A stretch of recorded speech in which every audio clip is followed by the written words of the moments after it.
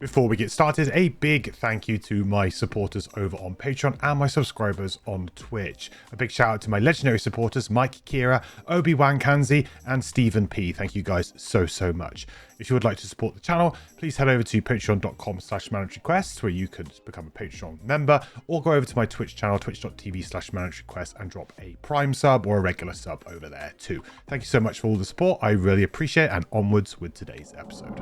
On to today's episode, though. So today, in Frosthaven, we are facing the face of Torment. So this is a scenario that immediately force-linked onto the end of the other one, where we managed to protect these kind of columns on the board here over the 12 rounds, I think it was. And then there was a huge, big kind of planar rift style explosion, and this whole thing has opened up now to us.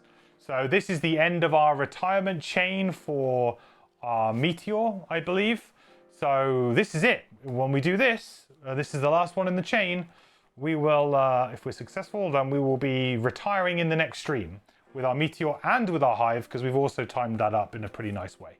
So we'll be good to go. So we'll have a double retirement stream next time. Of course, we still have to win though, and yeah, this scenario looks like it's going to be pretty tough. So because we kind of went straight there, that means there's no road event or anything, but we do need to do our battle goals and everything, and we do also need to listen to Fortella. So let's get Fortella up, and let's see what's going on. What is going on? Okay. As the dreadful feedback of the failed elemental resonance subsides, purplish smoke emerges from the portal in front of you. With it comes a terrible laughter, and then something steps forward into your plane. A seemingly haphazard assortment of limbs, tentacles, and wings, attached to a head sporting an unsettling amount of glowing eyes of all shapes and sizes. This chaos demon is massive, and its booming voice reverberates in your skull, uttering words of a structureless tongue. The only thought you can hold in your head is a drive to make it stop. All right. A good old-fashioned boss scenario. So the face of Torment. Scenario goals. The scenario is complete when the Tormentor is dead. At the end of that round, read 106.4. Scenario effects. Each character adds 2 -1 cards to their attack modifier deck and gains models. So we'll apply that here now. So the boss specials. So the Tormentor has a lot of health, obviously. A bunch of health. 63 health.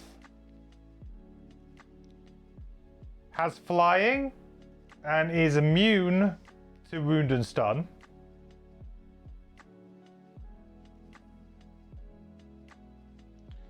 It has a separate ability deck, of course.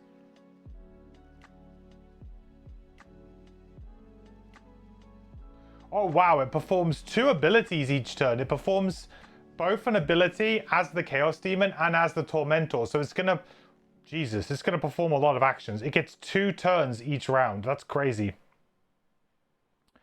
Randomly place 1 demon standee corresponding to the 2 elements not noted at the end of scenario 66 next to each portal, A and B. Oh, not. Oh god, that's wind demons and night demons. Are you crazy? So I'm gonna have to fight wind demons and night demons as well.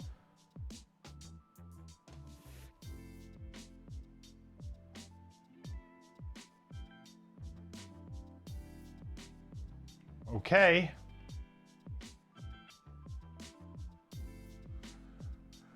I guess so.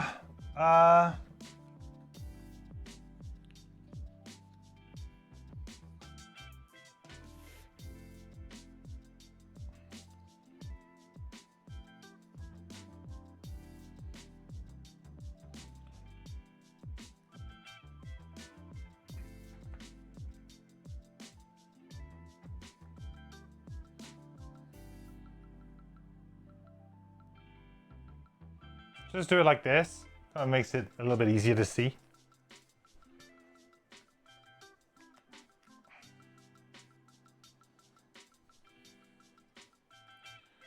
This could make it very, very difficult.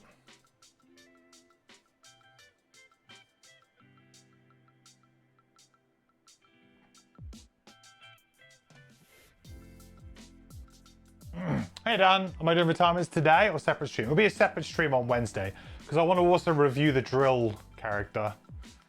So we'll be doing all of that on Wednesday because we'll also need to like buy gear and stuff like that. It's just nice to do a separate stream on that one.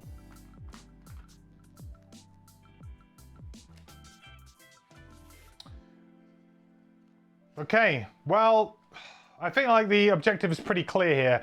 We need to kill that guy and we need to kill him very, very fast. Failure to do so is going to be, well, tragic, to be honest. From round 3 onwards, we're going to be facing a lot of pressure. Like a crazy amount of pressure. I think we really, really need to get in and destroy this guy. I'm gonna have to look at my cards and stuff and figure that out. But let's do battle goals as well.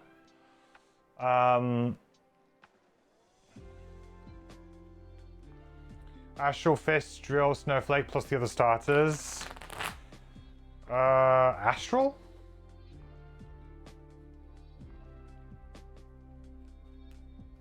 I'm not sure about Astral. Oh, well, of course I have Astral. Yeah, Astral. Yeah, I do have Astral. Oh, maybe I play Astral. I forgot I had that. That was a really interesting looking one. Really interesting. It just seems like I needed to, I think I picked Pyro because it was just like, I want to play Crag Card 2.0, right? Yeah, I think that's the reason why I did that.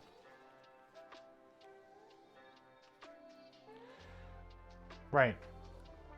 So this is for Pyros, goals. We have Zealots, Streamliner, Prohibitionists. I mean, Streamliner seems like probably pretty easy to do. I mean, this is like the last one anyway. What does it really matter? But Streamliner, if we have a fast win, then this would come true. So that works with a fast win. Astral Fist could be a good combo. The drill is awesome. I need to look at drill. I mean, everyone says the drill is cool, so I'm very intrigued.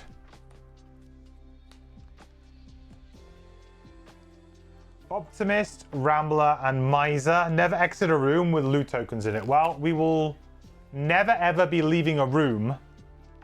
Ever. So that's just a straight up 2 check marks, right? That never changes. There is no... We are in one single room. That should be pretty easy. 2 challenges and pick 1. All undamaged enemies have retaliate 2. I mean, that's fairly easy to do, right? Whenever any item would be spent, it is lost instead.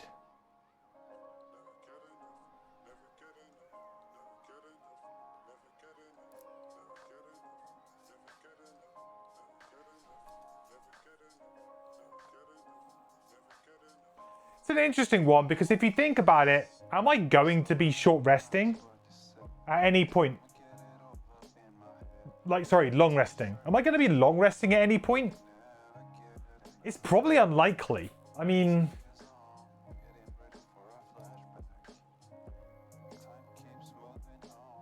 It's really unlikely that I long rest, right? Because we're just going to go... Can we win in... I want to try and win in...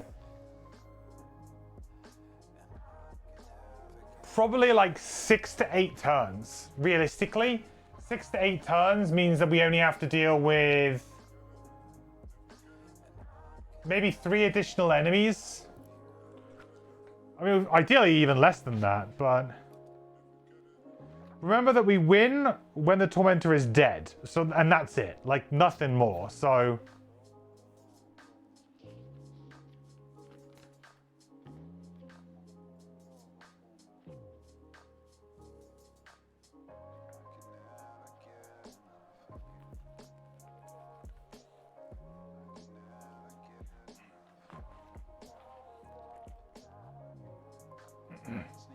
Drill, Prism, Coral, and Shackles are your favorite classes from a design perspective. Interesting.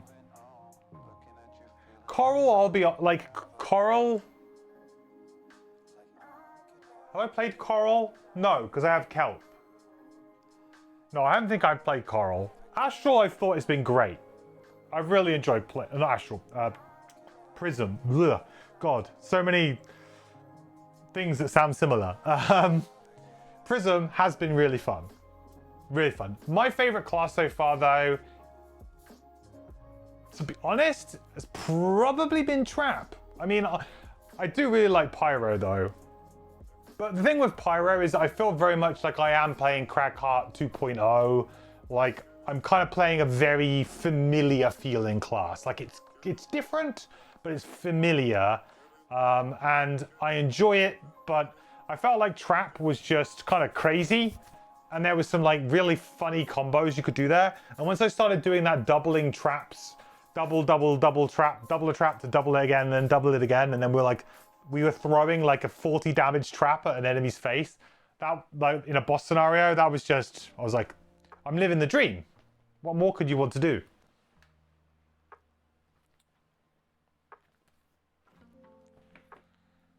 I feel like I peaked. I think we're going to take this challenge because I honestly don't feel like we are ever going to have the opportunity or want to long rest. We're just going to be short resting, hit. Like, giving up a round is basically like having another summon, another spawn. I just don't see how that's gonna happen, you know?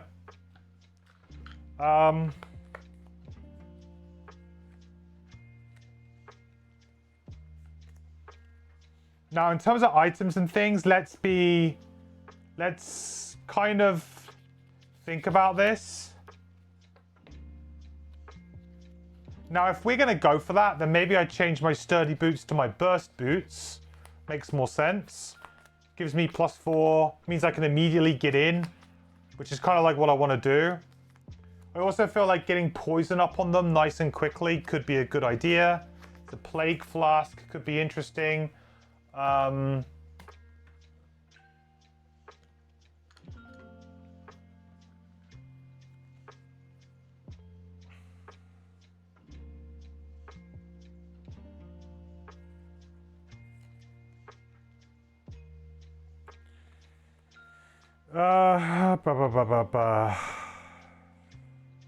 Yeah.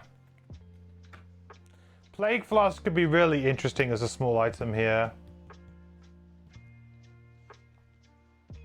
Still only level 7 though, right? Yeah.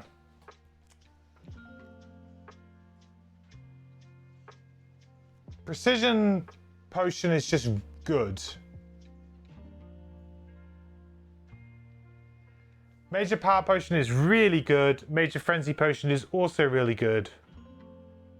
I guess I could get rid of the Precision Potion and just kind of YOLO it. But if I miss on a certain attack, it's going to be really bad. I've got other ways to apply poison. Let's not worry about that. I've got other ways to apply poison. We get the toxic, guy out. Or I just use it as my thing. Let's think about modes for this one.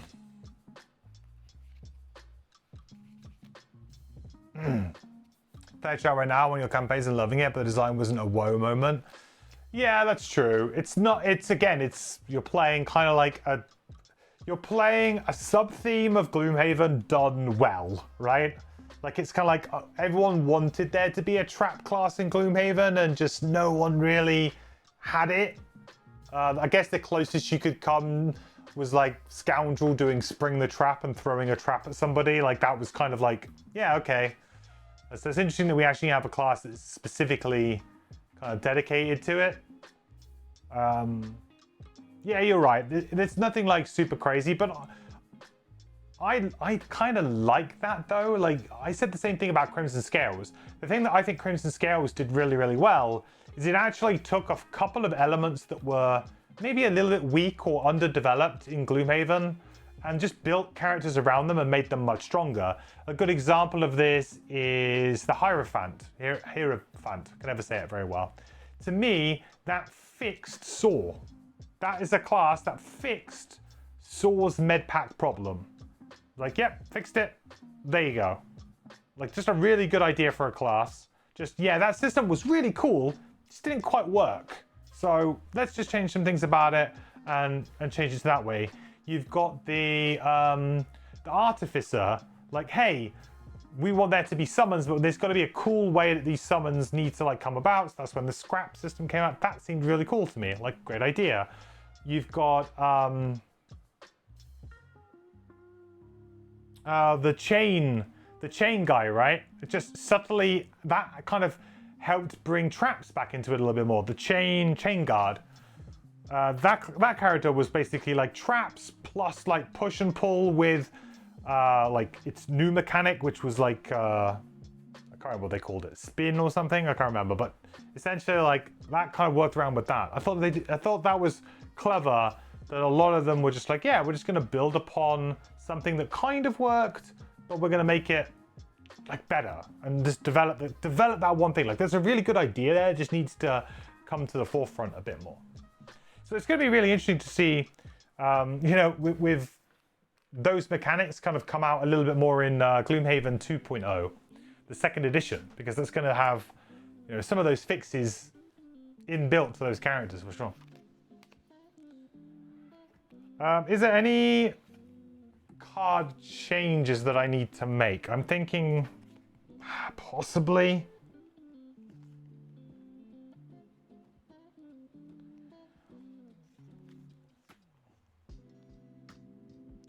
Guy's immune to wound. But realistically, I just need to keep attacking him, right? As much as possible. What mode do I play?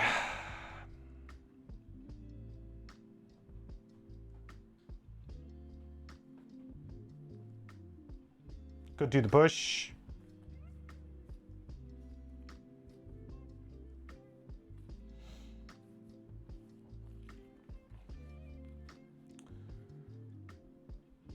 Do I just want to heal?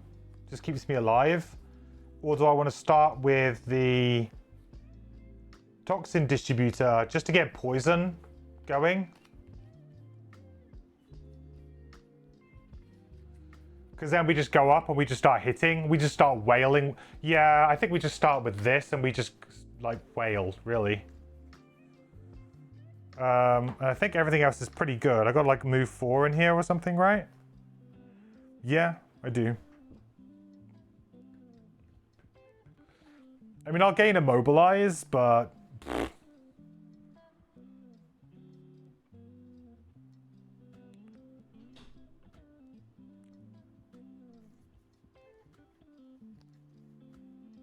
then we just literally go up and just faceless entity and just zing him.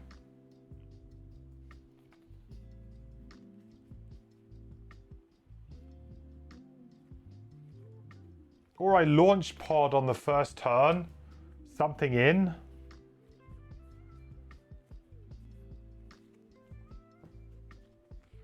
The launch pod in the tank, maybe? The thing is, this tank's just gonna die.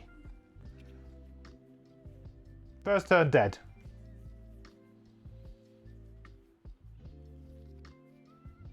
Six health plus shield. I mean, it might take 1 hit, I guess, maybe.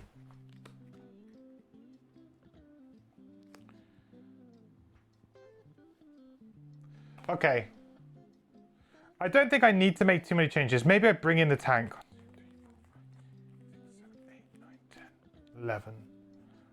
And in which case...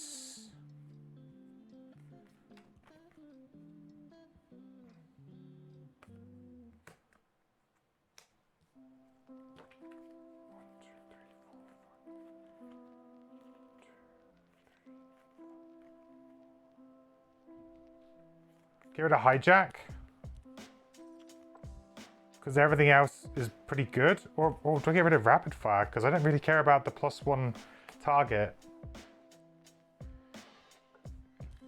Because we're just going to be I mean, if we can kill some other enemies, I guess, at the same time, it's not bad, but maybe I can drop a tank and that can just literally just be a distraction. Maybe we get rid of this. So maybe we don't bring this.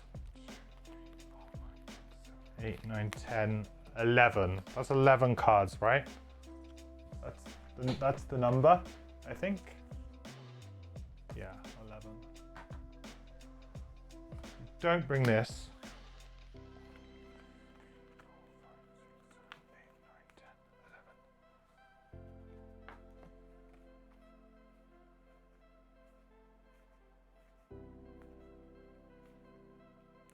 And maybe I get rid of hijack for something else. I mean, I could just chuck the machine bolter like down in the corner or something, but like it's like a case of me playing the machine bolter rather than making an attack myself, which just seems kind of silly, really. But honestly, I could just play like the bottom of Hunter Killer and just move to an attack for 1 as well. Seems better. Yeah, I think I'm gonna go that way. Okay. So we know we're gonna start in this mode to add poison. Well, we may have to discard it just to kind of get a heal through, but I'd consider this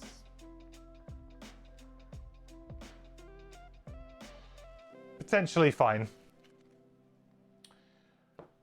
Now, in terms of trying to do more and more damage, we do have that double damage ability, don't we?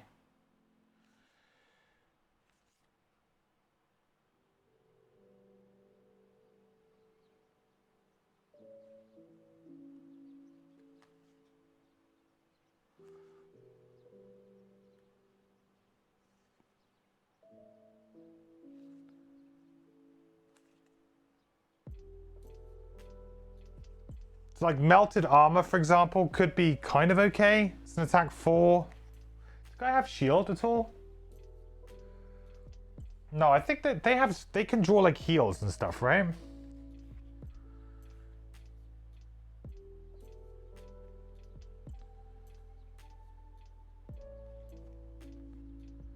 Similarly, we could do something like Quenched Rage bottom. I don't know though. Might actually be just decent.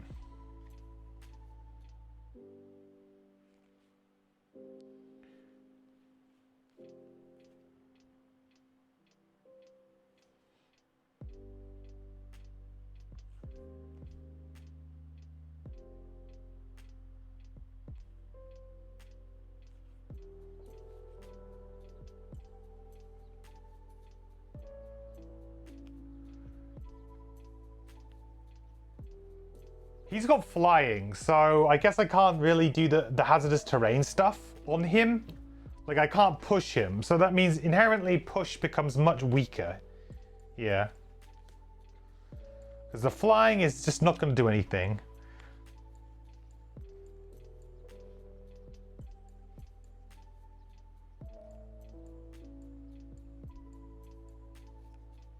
So I think melted armor is a decent choice to bring in.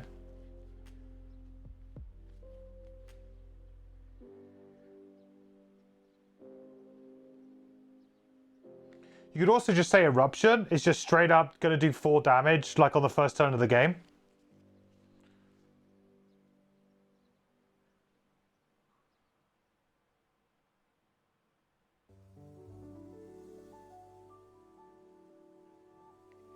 It's not a huge amount, but once he's there, I can then get to work on the other things, right?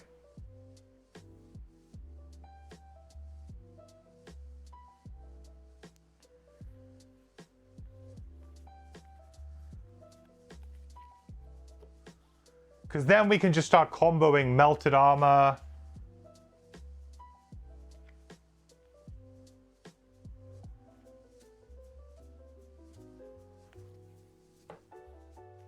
Give me the big attacks. Where are you at? Oh wow, under pressure just hits as well. That's a 5 damage right there.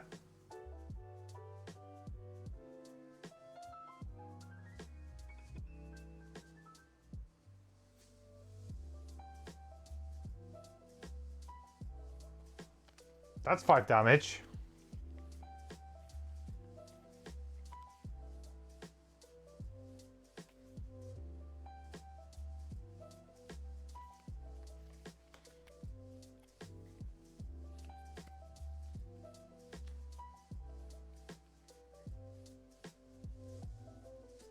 Okay.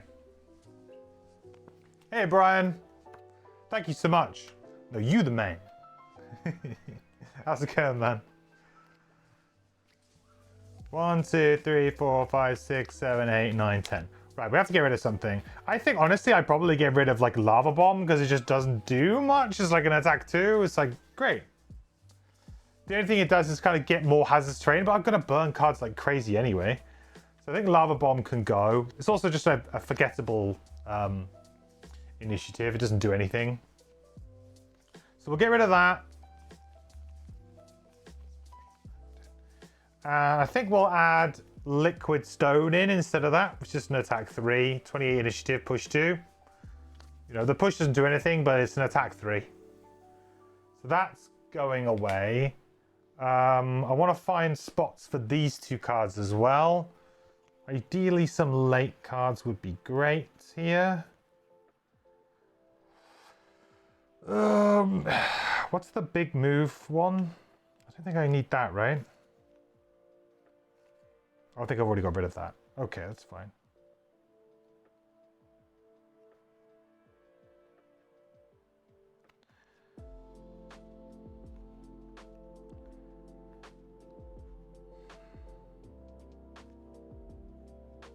Could argue that cooling is wasteful because it doesn't do anything except for heal us. Which in this scenario, I'll probably just burn cards instead of taking damage. Living Magma is one of the only ways we can actually get hazardous terrain to trigger on the flying enemy, so I think we have to keep that.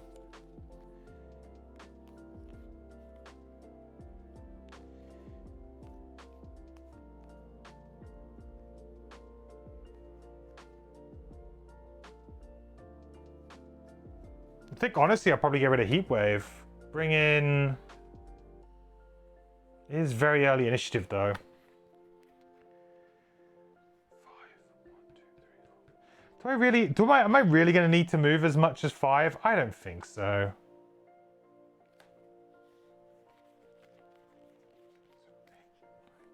Okay, fine. We'll give it a go. We can always reset. Like this scenario, it's going to be either won or lost very, very quickly. So, you know, worst comes to worst, we can always try again. Okay, I think we're good. So we got our mode out. That's great. So now we can start. Well, I think the name of the game here is to get up nice and early and to just like start wailing on him, really. Let's get the tank out. I think an early launch pod into him. I want to try and keep him penned into this corner. I think that would be great. Trying to keep him next to those objectives would, or obstacles.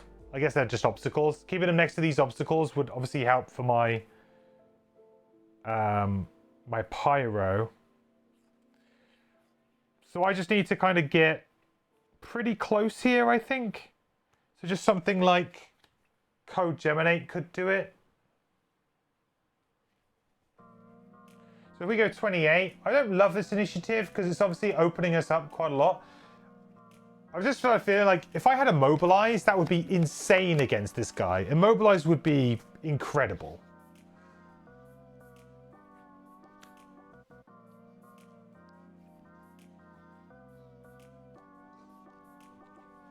But we know we need to get poison on.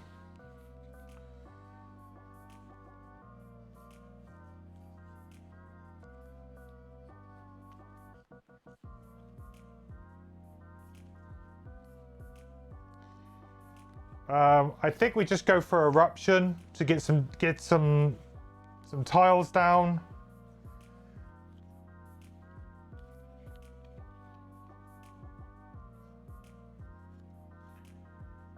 And probably just use Liquid Stone for the movement here. So we go 28 there as well.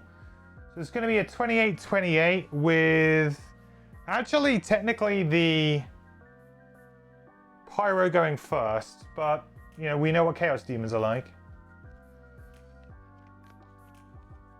All right.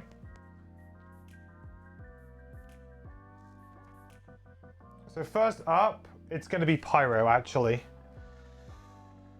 So we'll move 3. 1, 2, 3. We know we need to get in nice range of this guy. Within range 5.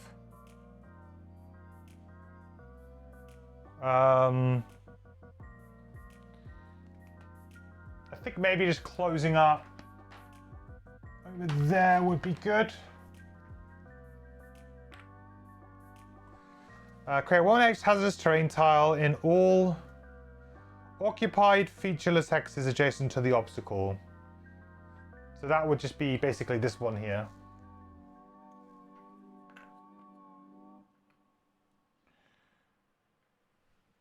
So that gets burned.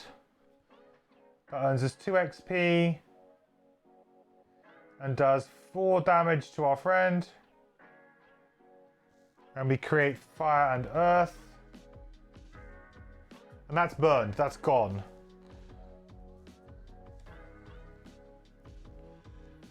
But I feel like that's all we really need to do right now is kind of get that going.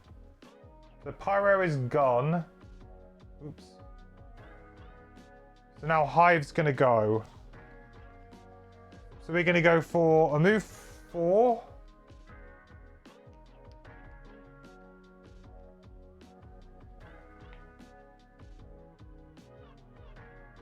He does have a ranged attack as his special, which is a bit awkward.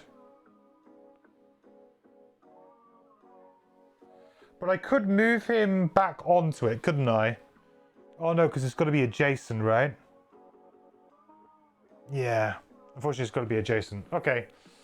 So we're going to attack for 3. We do have muddle, so we'll have to draw that out. Okay, +1. It's pretty good. So that's going to be 4 damage and a poison to this fella. 4 damage and a poison.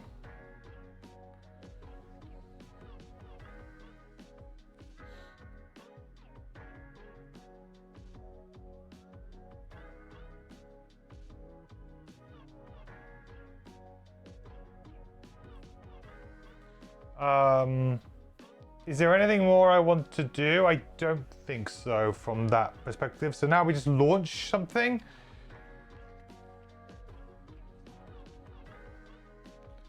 I think we launch the tank. The thing is, the tank's probably going to just die, but this is basically burning a card ourselves to then maybe burn a card later. I don't know. Feels maybe a bit meh. But otherwise, what? We're taking 8 damage and an immobilize. Create a 1 hex hazardous terrain in all featureless hexes. Ooh. That's actually like maybe insanely good for us. Where's the tank? No, no. Have I never got the tank out? Oh, I don't think I ever have. Sorry, Mr. like beetle looking thing.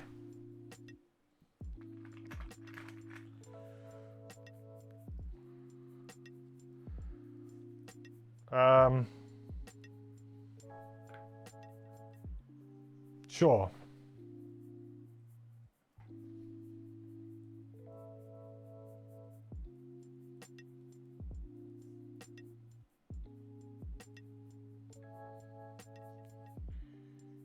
Goes Mr. Tank. He is in. This digital lab seems amazing to track stuff. Yeah, it's really good, Elise. It's free as well. Yeah, you got the link. It's Gloomhaven Secretariat, but they built in Frosthaven to it. It's free, it's really good. I have to say, I haven't checked out the official one because, well, the official one never really, the timelines never worked for me.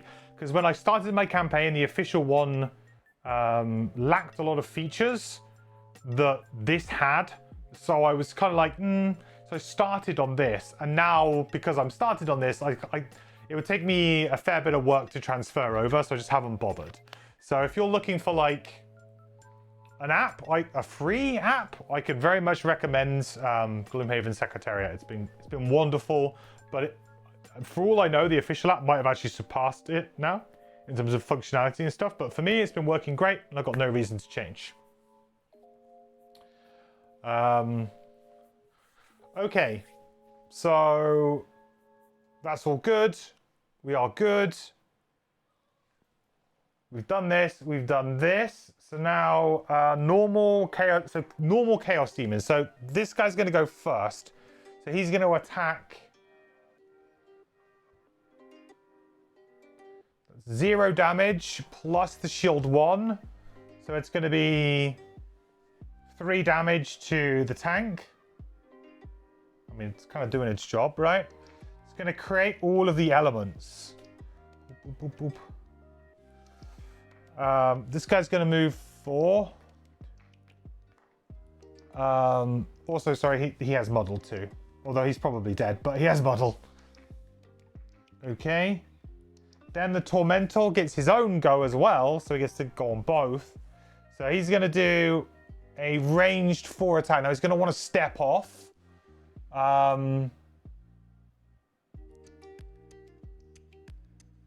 Let me look at the book a second, because I want to see...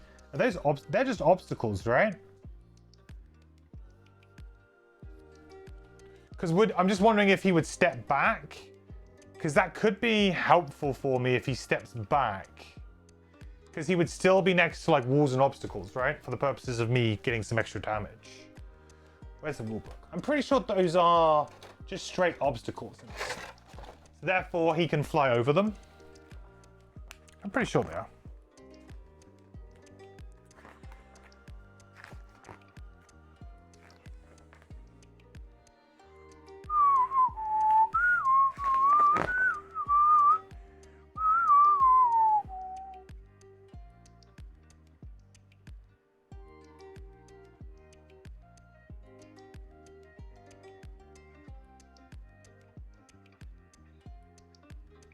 It's an obstacle. It is an obstacle. So therefore, he is going to... I mean, I think we put him here. I think that's good. He's going to move back, and he's going to attack for 4.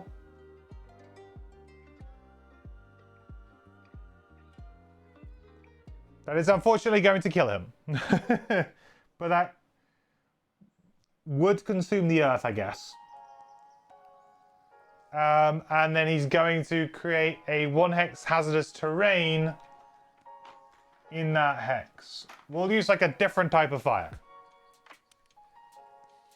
I guess.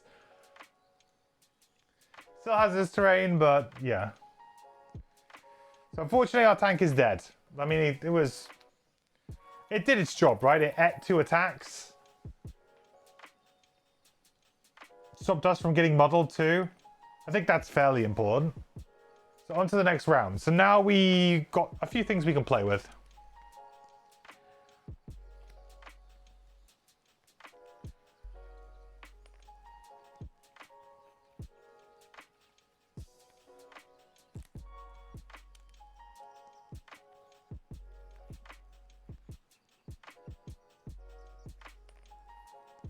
So under pressure now comes into play.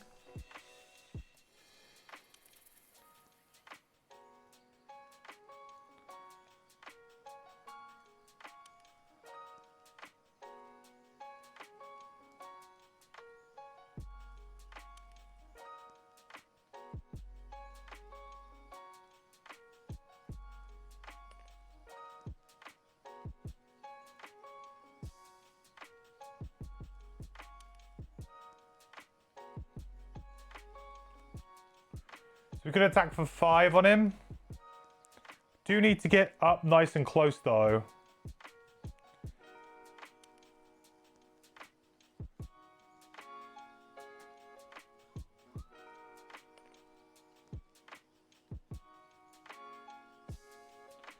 So I need to at least move 4 here. Or a move 3 with my boots for a push +1. Unfortunately, my movement is not great, but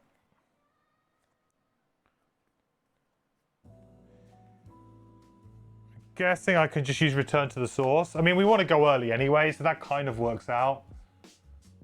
You just hope that he doesn't get a super, super early draw.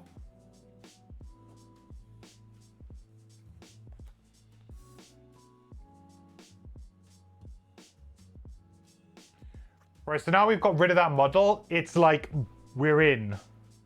Probably going to use the Vigor Potion, get Strengthen, and we're just going to go ham here. We are going to go ham. So I want to do a double attack, probably with the Major Power Potion, Major Frenzy Potion as well. We are just going to... This guy is not going to know what hit him.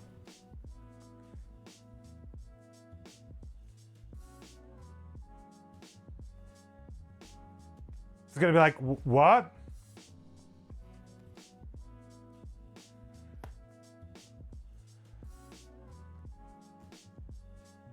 Okay, and I think I want to go on 16 initiative.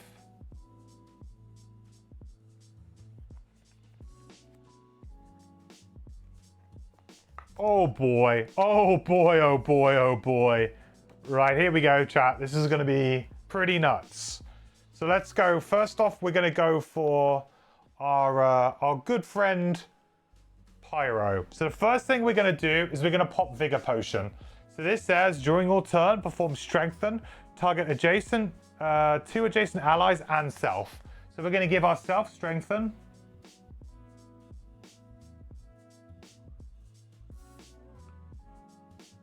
And we're going to give our Hive Strengthen as well. Important for later. That's the first thing we do. The next thing we do is we're just going to move up.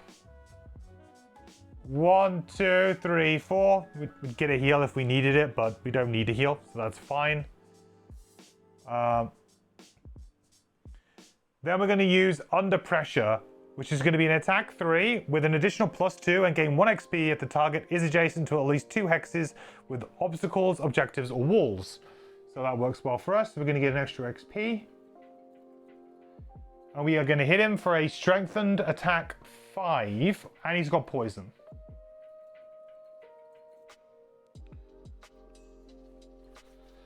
All right, well that was pretty bad. That's 6 damage. I could have gone better. That's 6 damage. Kind of wish that was better, but I mean, it is what it is.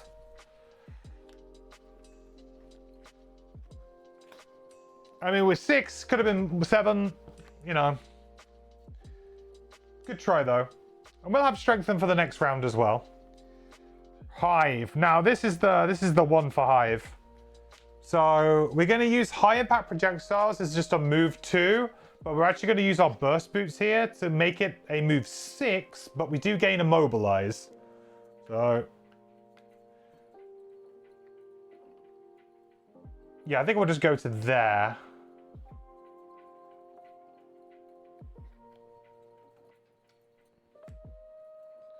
That gains us Immobilize.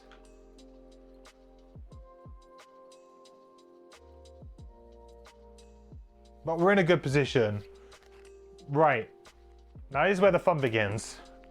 So the first thing we're going to do is we're going to pop Major Power Potion. Now Major Power Potion's changed in this game from Gloomhaven. It says during your turn, add +2 to all of your attacks.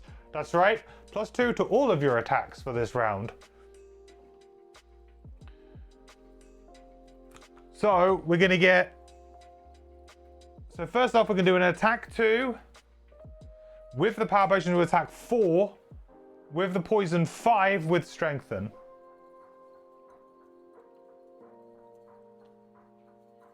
Okay, so that's going to be 6 damage on the first attack. Second attack, we'll do it again. Same deal. +2, 7 damage on the attack.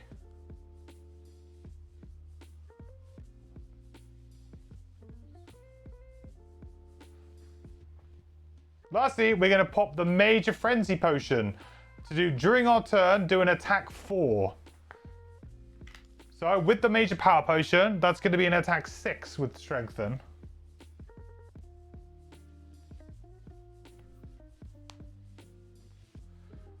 So we can use the, I guess we can use the precision potion to make that a +2. Sure. I guess that kind of makes sense. So that would be a, what did I say it was? 4 with the poison 5, 4, 5, 6 with the poison 7, 8, 9. So that would be a 9 damage attack. All right. Cool. That, I mean, I feel like we could have done more damage than that if I timed it a little bit better, but I mean, it's pretty good. He's down to half health and it's round 2. So round 3, we might even just kill him in round 3, depending on how things go. It might be a bit tough, but there's maybe an option there. Okay. So Tormentor's gonna go. So it's got a, just a regular melee attack with Curse and Muddle, but it's got a target, it's got a target 2, which kind of blows, because it's going to attack both of us here. So it's going to attack Pyro first with disadvantage.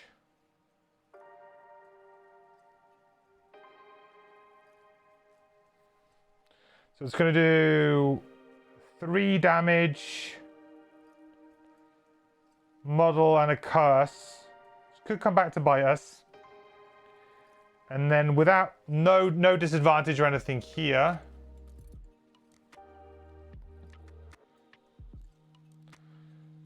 Oh, I probably could have used this, couldn't I, at some point? I could have saved the damn it, I forgot. I could have saved the tank bot with my Warden's robes. I forgot about that. I haven't used that in so long. Anyway, that's times 2. So that's 6 damage. Realistically, it's probably worth me just burning a card to damage here.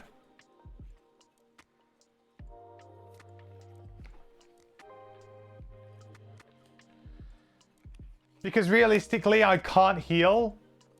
So I may as well just do that because I'm going to be taking like little bits of chip damage anyway. Muddle and a Curse.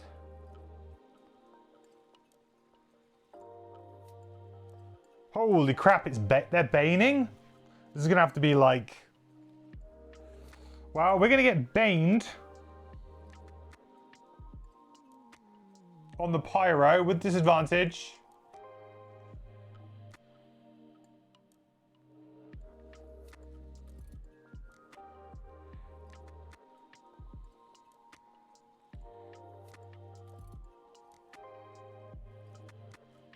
Bane, if you didn't know, is that I'm going to take 10 points of damage at the end of my next turn if I don't heal. Kind of works a bit like wounds. You need to get rid of it. If you don't get rid of it in time, bad things happen.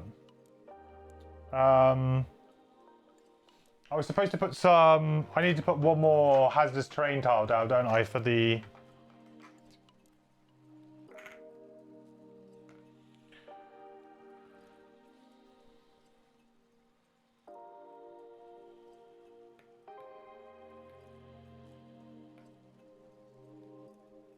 Okay, well that's the end of that round. It was a bit dodgy, but we are going to get a spawn now.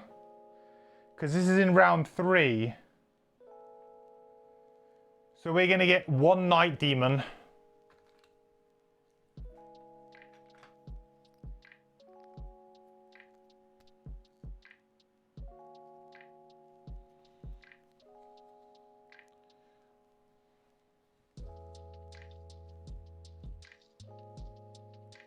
Which is pretty miserable. But if we just stay the course here, stay the course. We know what we're doing.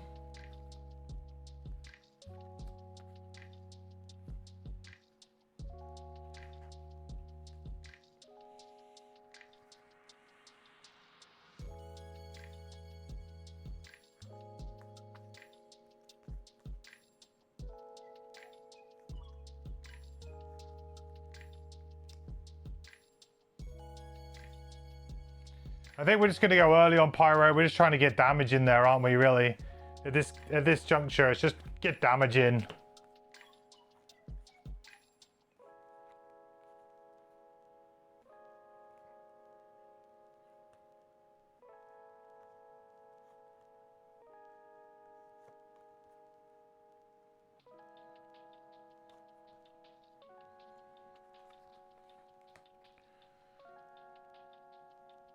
Bit scared about the muddle, but I mean, what can you do?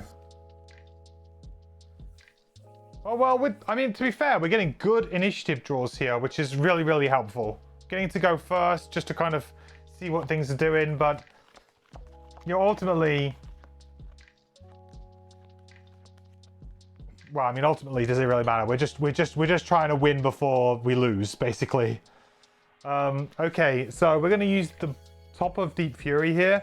So this can be attack on 4 with push 2 and gain 1 XP if you are occupying hazardous terrain, which I am. So we're going to do an attack on 4 here with strengthen, but they gave me muddle, so it's a wash. So it's just flip 1 card. +1. So that's going to be 5 damage, 3, 4, 5, plus the poison 6. That's going to be 6 damage to the Tormentor. And then because I'm occupying hazardous terrain, I get to perform a heal 2 self, which is pretty big here because it removes that Bane.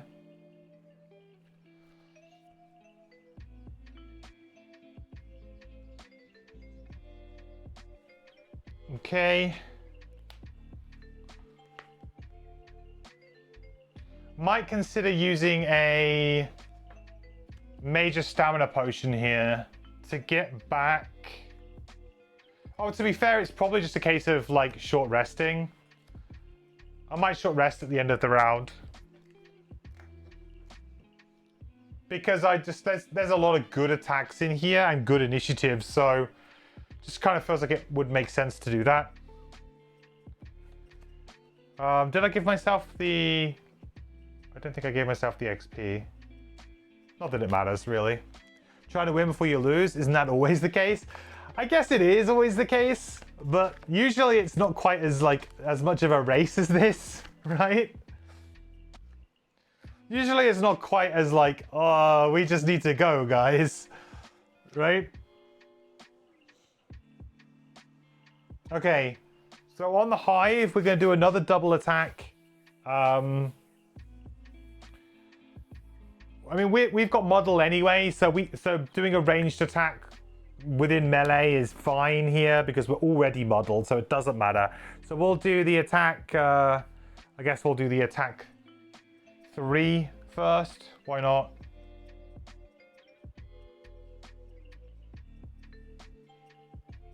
So just a +0, so it's 3 plus the poison, that's 4. So 4 damage into the Tormentor. Then the attack 2.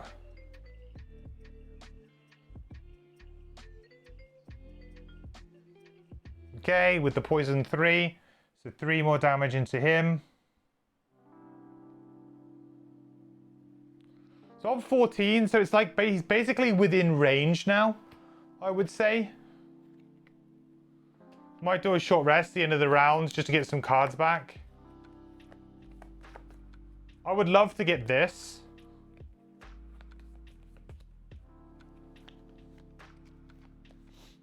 Yeah, you're right, Oren. You are trying to win before you exhaust. But what I mean is, like, this scenario is definitely a... once you decide to stop fighting the boss and start fighting other things, you're in trouble, right? I honestly feel like there's like 14 rounds of spawns in here. Quite honestly, if you don't kill the boss, probably by... I'm going to say like round 7 or 8, you're kind of, okay, well played, like it's over, right? There's just no way you can, you just won't be able to win because you're going to have so many extra enemies on the board that you just don't want to attack.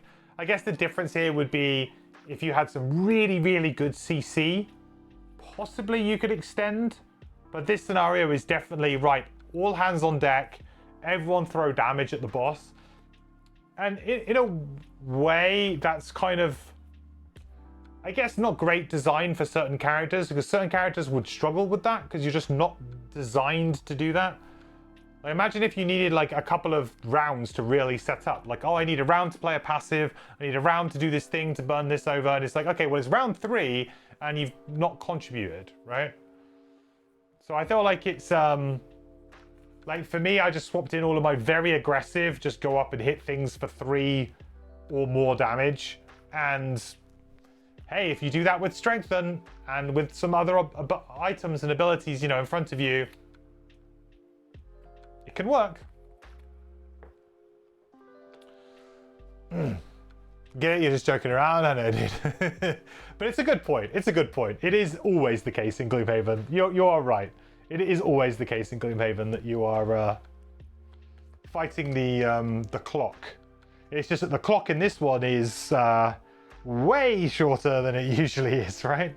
Way, way shorter. Okay. Night Demon is... I mean, I get a let off. I get a let off from the Night Demon there. Doing nothing. That's a huge let off. I appreciate that very much. The Tormentor is going to do its thing again. It's going to attack us both here for 5 this time. Pretty brutal. No advantage, disadvantages or whatever. So just straight up. That's +2 on the Pyro.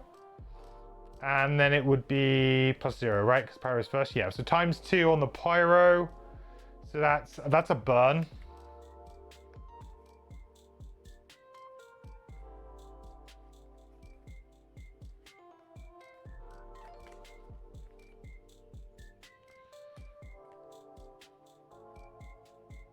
I think that makes sense. And then how much damage was it onto the Hive? 5. I'll take 5. We're going to get a Wind Demon spawn next turn. And that's model as well. The models could add up, you know? I was a little bit annoyed that my Precision Potion popped off on a turn which really wouldn't have been beneficial for me to use it. I mean, I guess also I was just like, let's just try and win the damage race. But on 14 health, he's very killable next round if I don't draw pants, which is possible because I now have a curse in there as well. So we have the miss and we have a curse. So it's much more possible. And I haven't drawn like, you know, I was kind of hoping that I would maybe draw my ×2 with that massive strengthen combo, but I actually drew probably pretty average, I would say. Maybe it's slightly above average because of the Precision Potion. Then the Chaos Demon's going to go. So he's going to do another attack 5 here with +2 and model. So that's 6 damage to Pyro and 3 damage to Hive. And a push. Don't know how I feel about that push.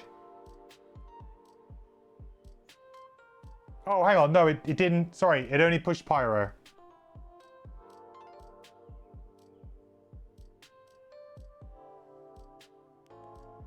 Sorry, there was no leaf there for the target too. Oh, was it a push 2? Pyro's might going to be Sacrificial Lamb here, huh? And then boop.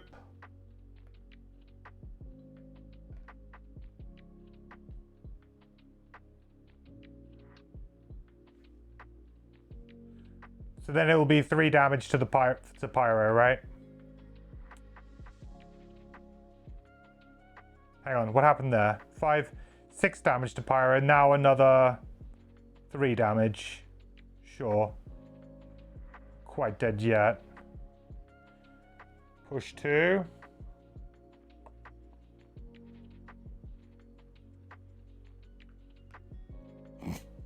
Yeah, it works, right?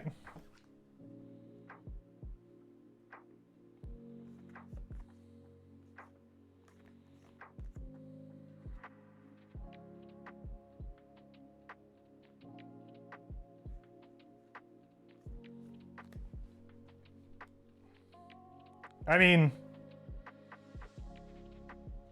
it works. Right, we need to win this round, I think.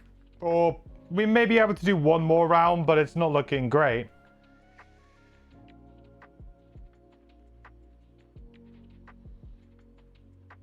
But we are muddled. Are we going to short rest? I think we probably have to short rest here.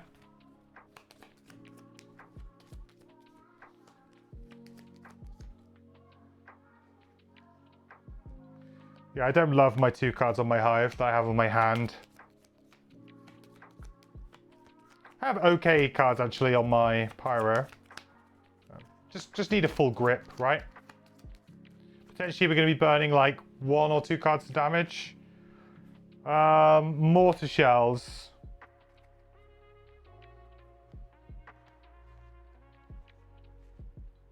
That's a pretty good one. But I do have another bottom attack that I could pair with another top attack. So I think I'm okay with losing that. Like, beggars can't be choosers right now, but that is like one of my better cards. Pyro. Let's see what we get rid of here. Really, I just want to have that big attack, right? I've got Swelter bottom, which at the moment does 3 damage to every enemy. You know, we're kind of teeing that up to potentially do it here, right? If I can do like 4 damage with my attack, 3 damage with my bottom ability, that's 7. So then I just need 7 damage contribution from Hive, which should be kind of doable with the poison and multiple attacks. Maybe a bit tricky. Huh. Was the card that I discarded.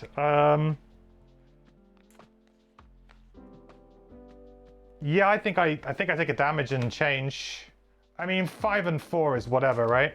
But it's like 1 extra damage. It's the difference here. Could well be the difference.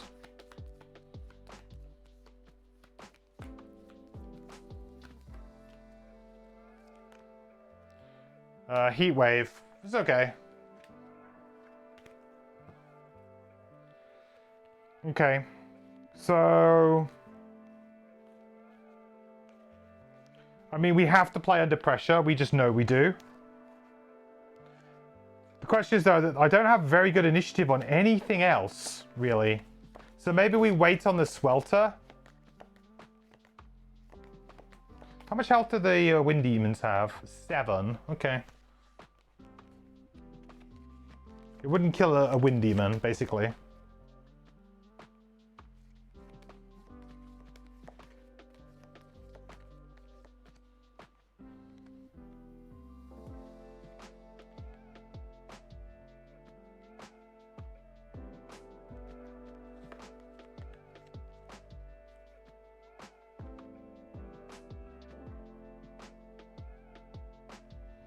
Well, I could use the bottom of Living Magma and go 22 initiative, which would do potentially, like I could just go boop, boop, boop, right?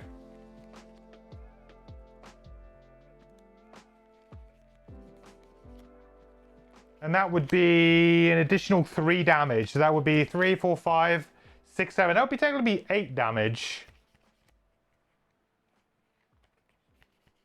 Technically 8. Okay. I mean, we have to get kind of lucky with initiatives again, but we're gonna have to. We may just have to burn cards. We know we know we need to go Faceless Entity here. I think it's just a smart thing to do.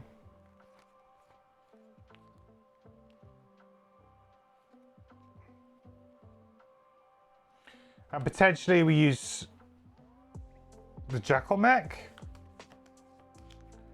I think so. You missed the start. This is a retirement scenario. Which character? Pyro. So this is the last in the chain of the personal quest called Aether Outpost. The Strong Foundation quest chain.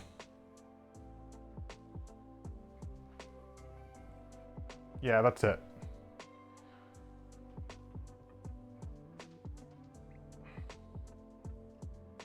I mean, I have the spyglass to kind of make things a bit easier, but...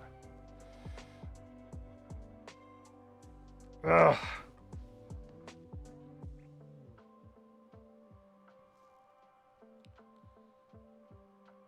I mean, I guess at least maybe we can do something here.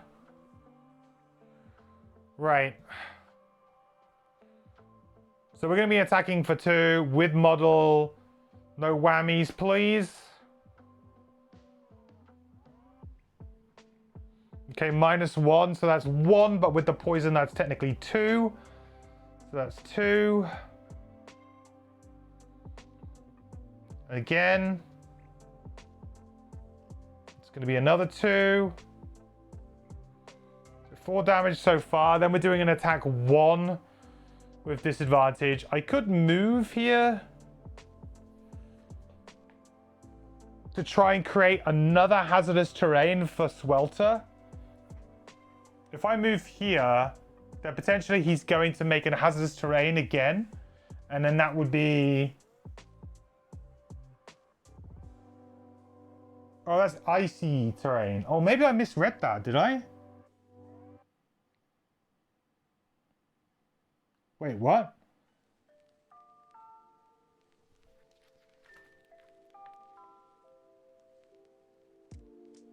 Oh, okay. One of them is... Oh, I may have accidentally created hazardous terrain when I shouldn't have, right? I think I may have done. I think I may have created this one by accident.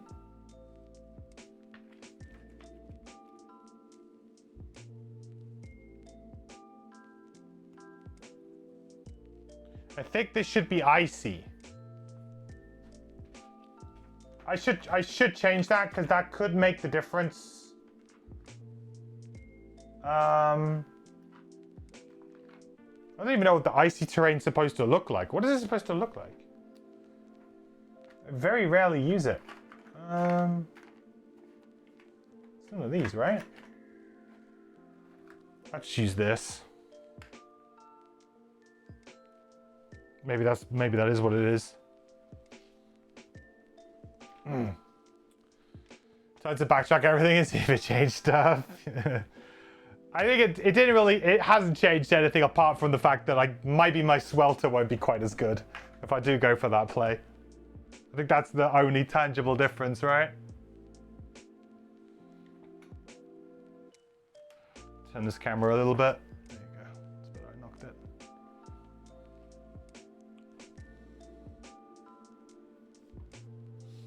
You're not playing Shards, which has nothing about it, and I've been loving it. Really don't understand how it isn't one of the most popular classes. Shards.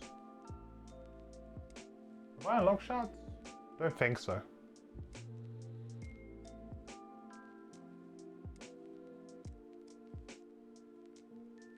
Your Drifter retires next and is planning on retiring into himself. Yeah, we were talking about that earlier, that was it Chaz was saying that the Fist in his group is going to be retiring and playing a Fist again, just because it's their favorite character they've played so far, and they only got it to level 6, and they kind of want to see what it's going to be like, the final 3 levels. All right, let's. I mean, I think moving here is moving okay, or is it just better to keep him hemmed in here? I mean, it's whatever. I'm getting attacked, right? He's just staying there. Let's move. So that's going to be just an attack 1 with disadvantage. Well, that's a miss. Well, at least we got the curse out. All right, that was a pretty underwhelming, so we're going to have to go one more round for sure. Unless we unless we flip a ×2 off the top, we are going another round, that's for sure. But it's okay. We got plenty of cards. We can burn cards to damage. We do have to survive. That is a thing. So attack 4 costs. So let's go for that. Okay. Oh, sorry, attack 3. So that's only 1 damage to the hive. But we do get another curse. And another hex. Icy.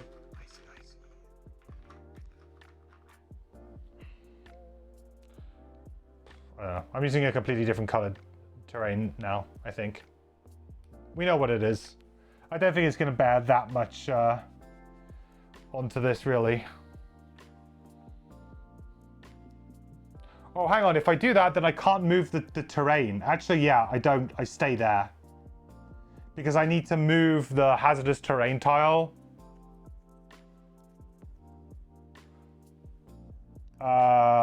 This one through. So yeah, no, I don't do that. I stay there. Okay, under pressure. Attack for 3, add +2 and gain 1 XP if the target is adjacent to at least 2 hexes of walls, blah, blah, blah. We got it. So we're going to use the spyglass to just do a straight flip. Straight flip off the top. Let's see what we get.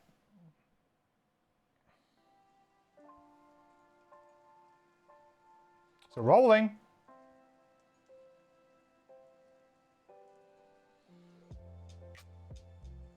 Okay. So it's going to be 5 damage. Plus we get to put a 1x hazardous terrain tile there now.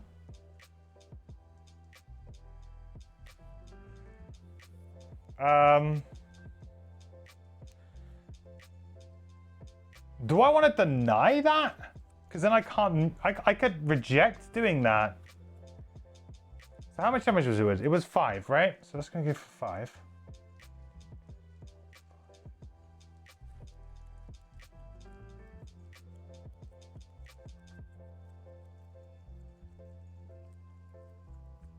Magma's going to take him down to 3. But this would be a 3 damage swelter next turn, potentially.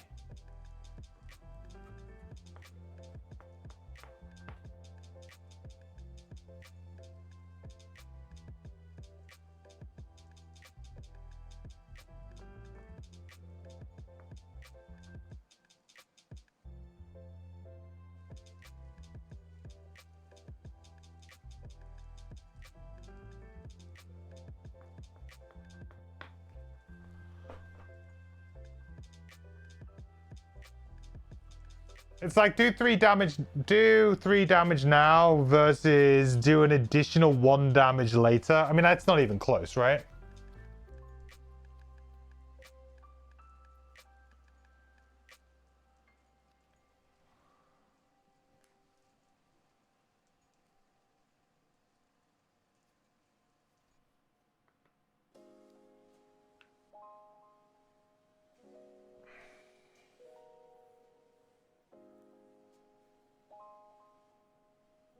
Yeah.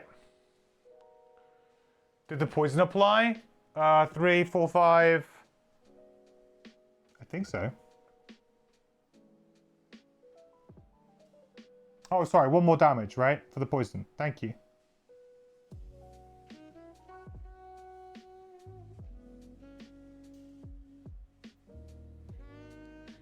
Yeah, and then so 3 damage from the hazardous terrain.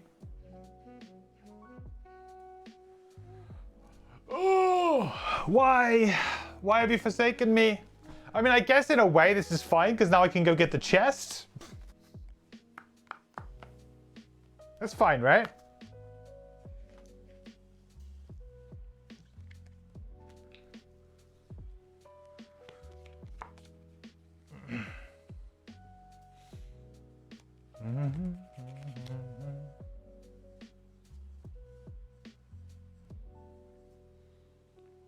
Just don't die.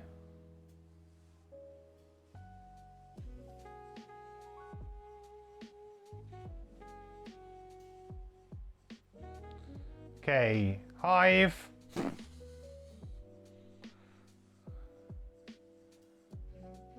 It's only 4. It's only 4.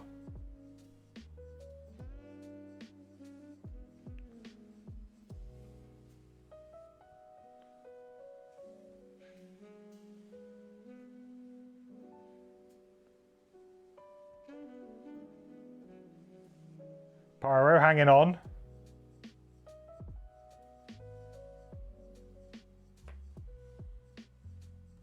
Think this might be a burn. Miss.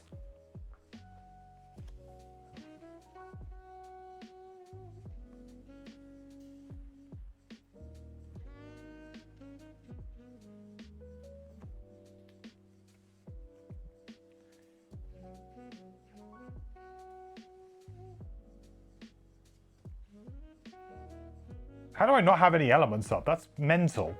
I feel like I must have forgotten some. Maybe not. I just got two rounds of lucky no elements. This is going to be attack on Hive again, isn't it? It is. What's that? 3 damage.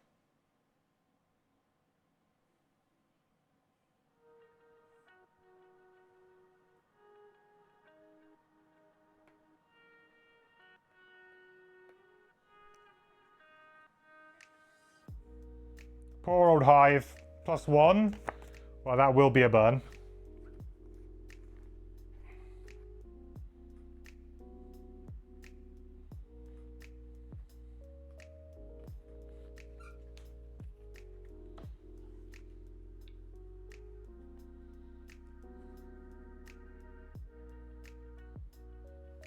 What round are we in? 5?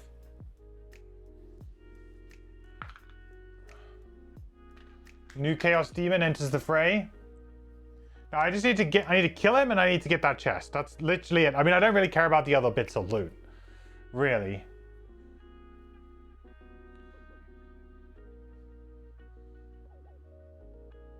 Okay. I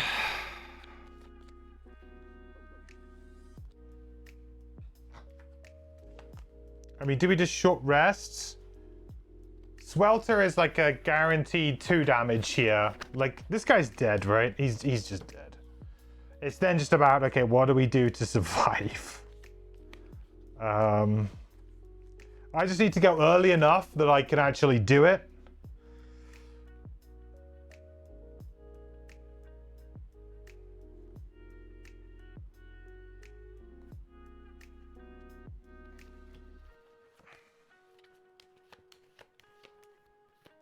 So all short rest. It's more so about just having a card in hand than it is anything else. I mean,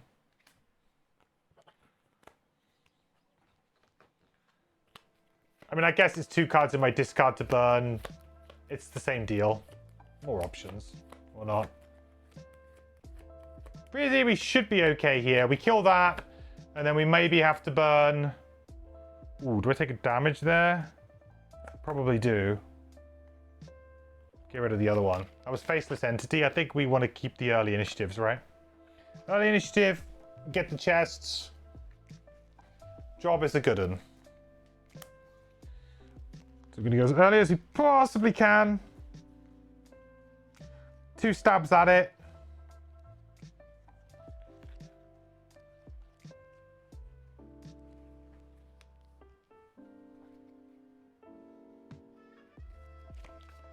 Early as we possibly can. 12 initiative, 2 stabs at it. If somehow we miss, we have a backup plan. If not, we use this as a default move 2, and we get that chest.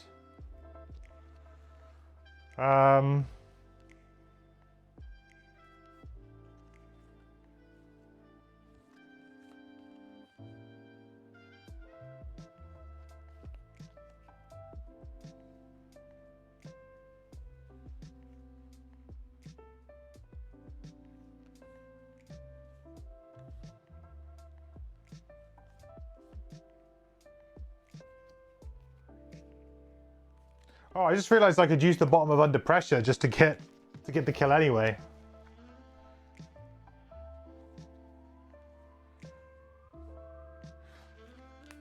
I guess it would be nice to get 1 piece of loot. I guess he would die and drop a piece of loot there, so I would get that 1 piece of loot. Sure.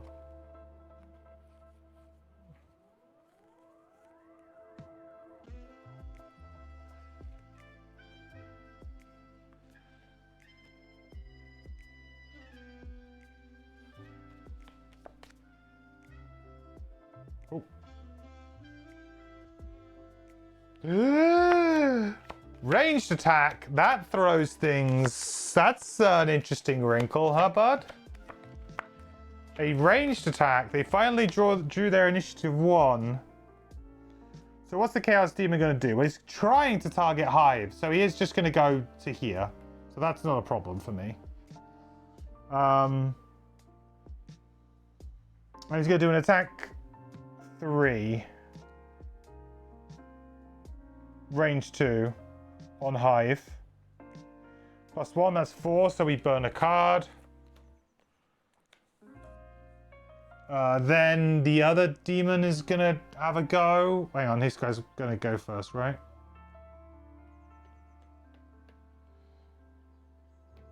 We'll step back. He'll have a go as well.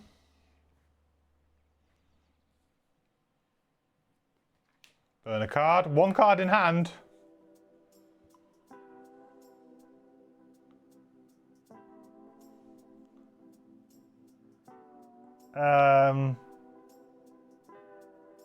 Okay, well, this is fine. The Hive can just go and get the chest, and it's over, I think.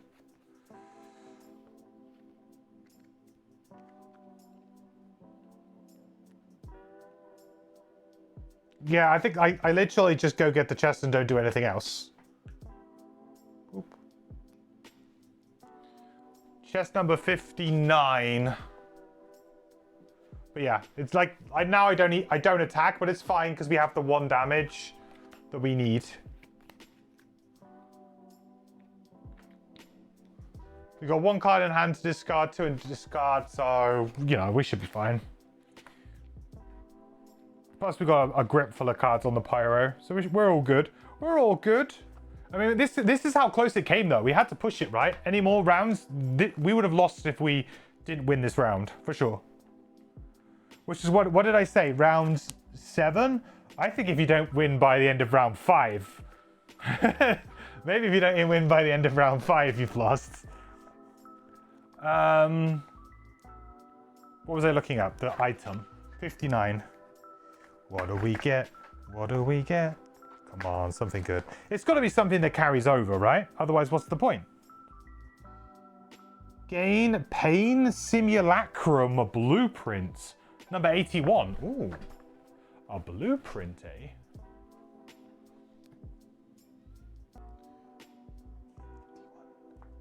81. Why are these back to front? Huh? Oh, because I'm in the wrong bit.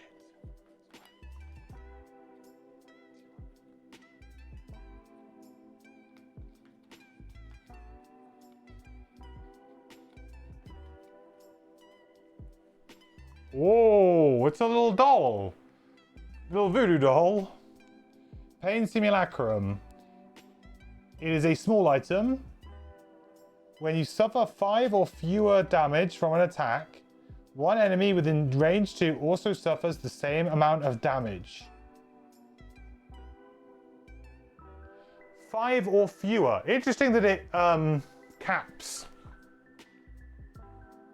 So that if an enemy drew a ×2 against you, you couldn't be like, ha, take 10. Or something crazy, right? Now, the interesting question though, is that better or worse than this? Well, it's quite a bit worse. Because this allows you to draw a card from your modifier, so of course has better potential. Also combos with anything that gives you additional on your attack. It's not a bad item for sure. Definitely something that like a tank or something could just have as a small item. But it's strictly worse than anything that gives you the ability to attack. But it's not bad. Bring on the pain, yeah.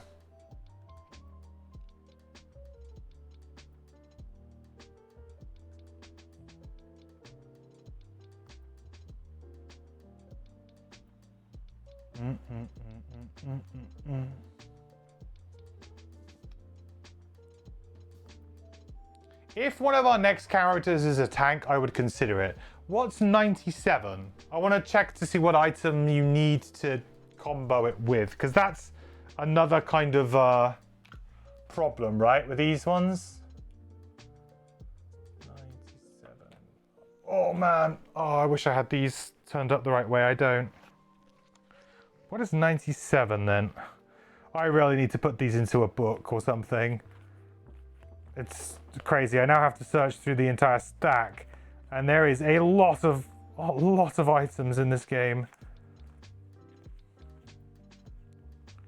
Maybe I don't have 97.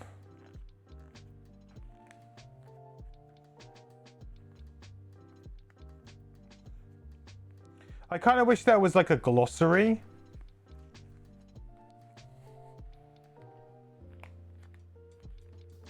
Ah, 97. I stumbled upon it. That was kind of good luck. Explosive vial. Oh, I mean, it thematically makes sense.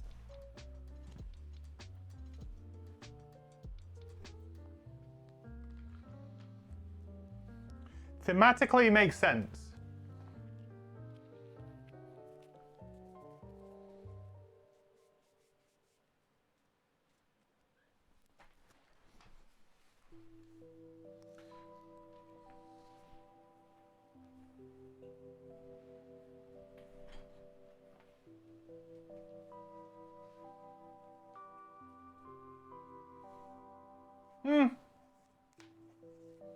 So, like, I think one of the problems that Frosthaven has for me, but again, maybe this is a bit because I'm playing solo, is I found the itemization to be like, I don't feel like they solved the item problem that Gloomhaven had, which is that the item problem with Gloomhaven was that certain items were great, other items weren't very good, too situational, too niche. It's almost as if there isn't enough design space in the game as it stands for lots of items to really stand out on their own as being like, oh yeah, I really want this or I really want that. Like, that could be a really nice option though if you're playing a tanky character for sure. It's just a nice little small item to put in. You're going to take damage at some point, right? You know, just being able to reflect a bit of that damage straight back, seems pretty good. It's a free bit of damage from a source you weren't maybe expecting. But again, it does feel though that this, I don't know, maybe the game just doesn't really, game frame doesn't really support lots of interesting items. They've kind of had to go, okay, we want to create a load more basic items.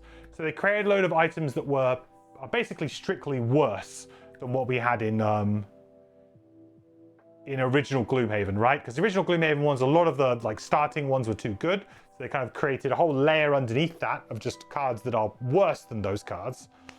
And then you kind of get these kind of ones that stagger up. And there are some interesting and fun items in there for sure.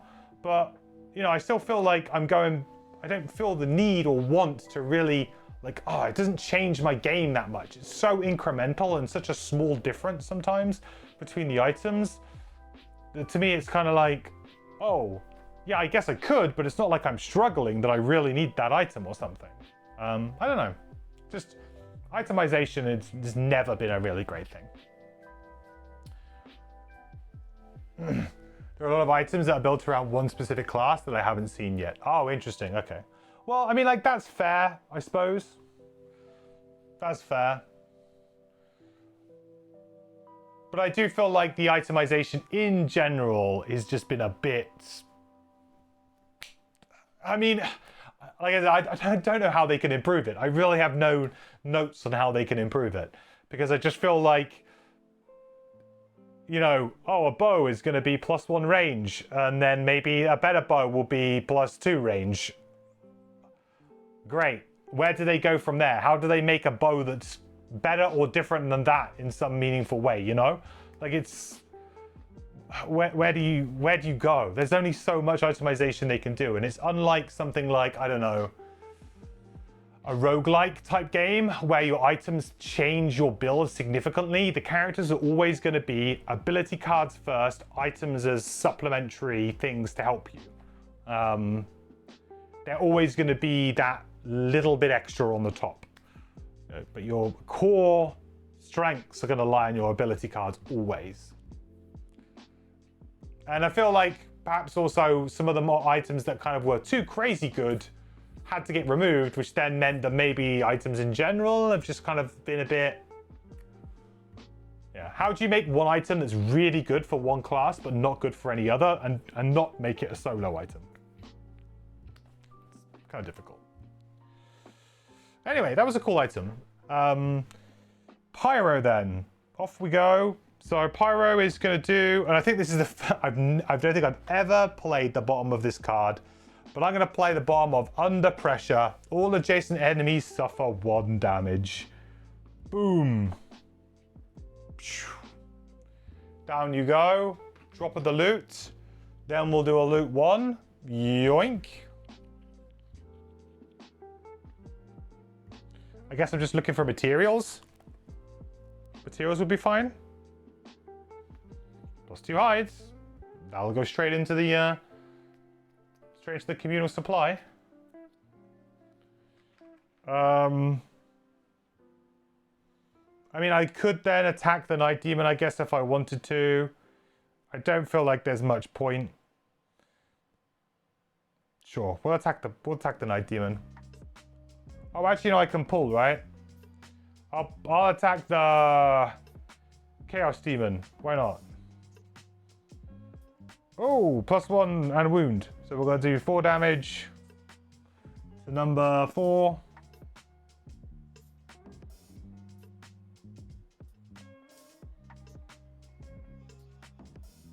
And a wound, and then we'll pull it in. We'll do another 3 damage. Result.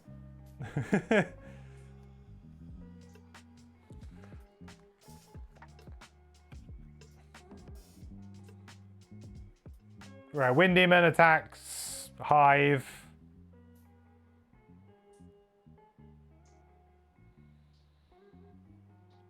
What's that? Damage-wise, 3. -1, 2. We'll take that. Pulls. Increase air.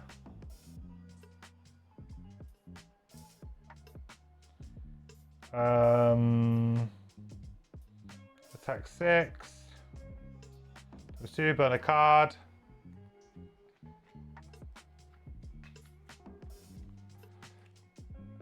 Dark.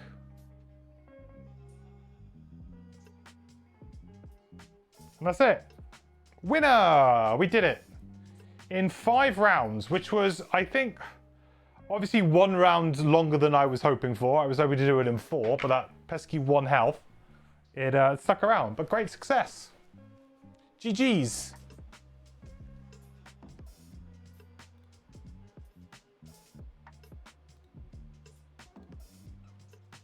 All right, let's check out the outro. Oh, it's a long outro. The demon explodes in a shower of gloopy purple liquid. Immediately, Voice of 8 resumes their chant, and the rift closes. The crack in the array recedes and disappears, and the Esthers collapse with a similar level of exhaustion you are feeling. It is finished. An eerie silence hangs over you as you rest, interrupted only by the reassuring rustling of the wind through the surrounding forest. Voice of 8 rises before you do, and sets about repairing the damage of the chaos. You stand to help, but they direct you to continue gathering your strength. Rest now, revered allies, friends. We will be forever thankful of your courage and kindness in helping us restore this place that was once a symbol of research and learning. It shall once again become a beacon of hope and safety for our kind in this plane. As promised, we will provide knowledge and guidance to whomever seeks it, but especially to you. You stay a while and learn from them while they build various structures among the ruins. In particular, Nera provides some guidance on enhancement that may one day prove useful. Voice of 8 also opens a stable portal between Frosthaven and their new home, so they can more easily share their knowledge with all its residents. Did I finally unlock enhancements, chat? Did it finally happen?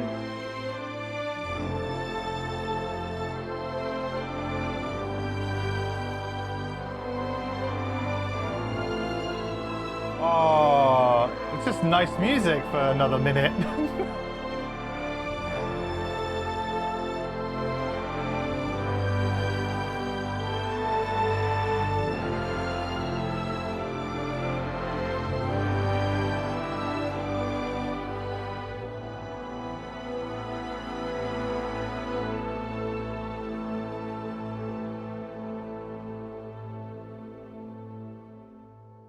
Oh, very nice. Very cool. Rewards. 8th Outpost quest complete. Adds 133.1 in the calendar in 2 weeks. Nicely done.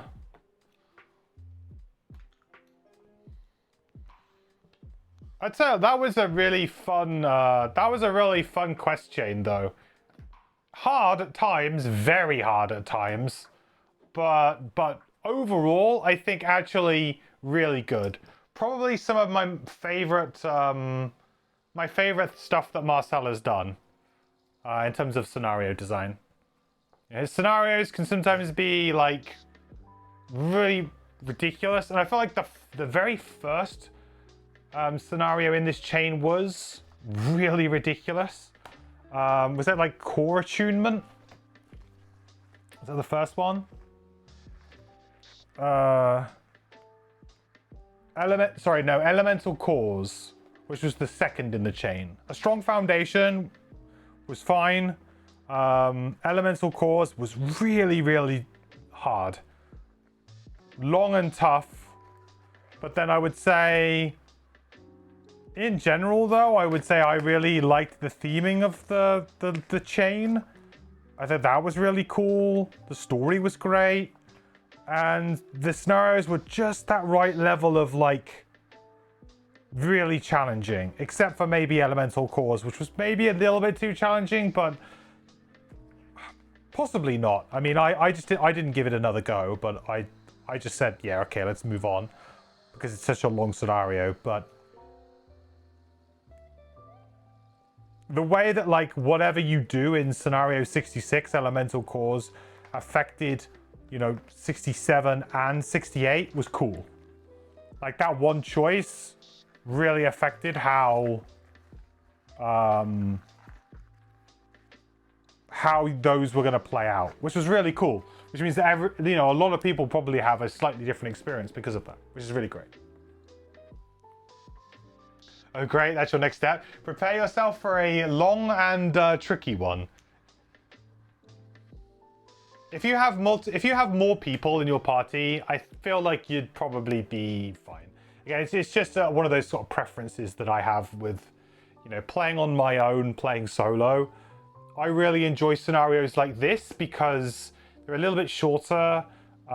It's all condensed into a couple of tiles. It's really easy for me to get it on camera and get everything in without having to, like, you know, move things around and mess stuff around. So it's just, I mean, from my perspective as someone who's playing solo, it's just nice and easy to manage. I set one thing up, I'm good to go.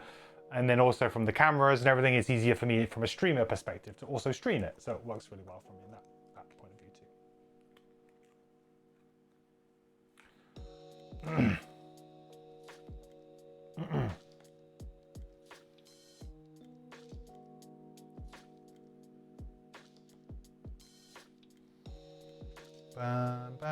But overall, though, you know, I felt like it was a really good chain. So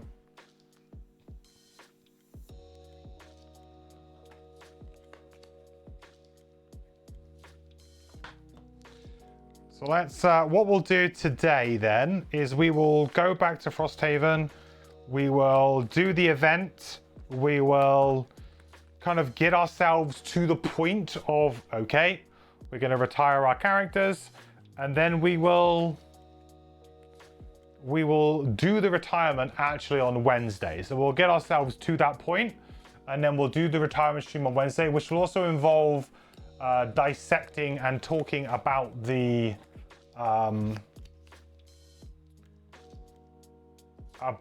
drill character, because we haven't talked about that character yet. We haven't unlocked it, opened it, and talked about it. So I'll include like a bit of a dive into that character, because I think like we might well play that.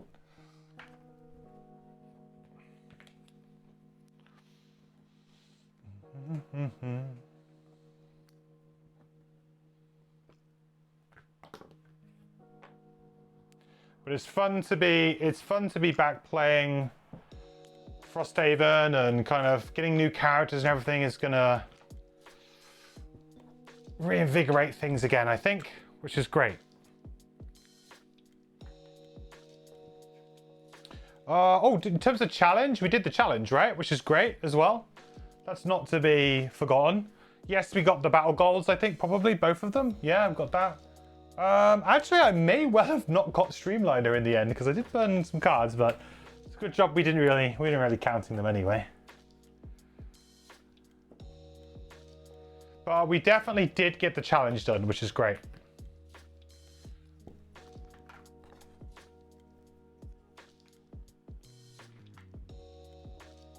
Okay. Right then.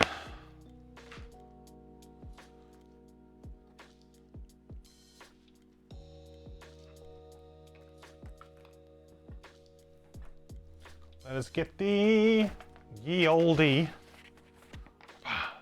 campaign sheet.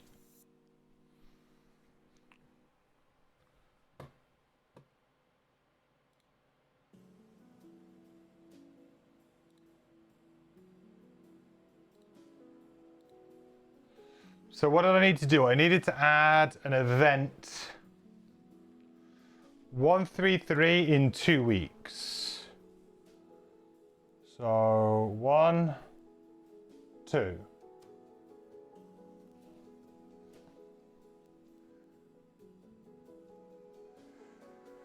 Okay, so this is our last winter event. 184.1.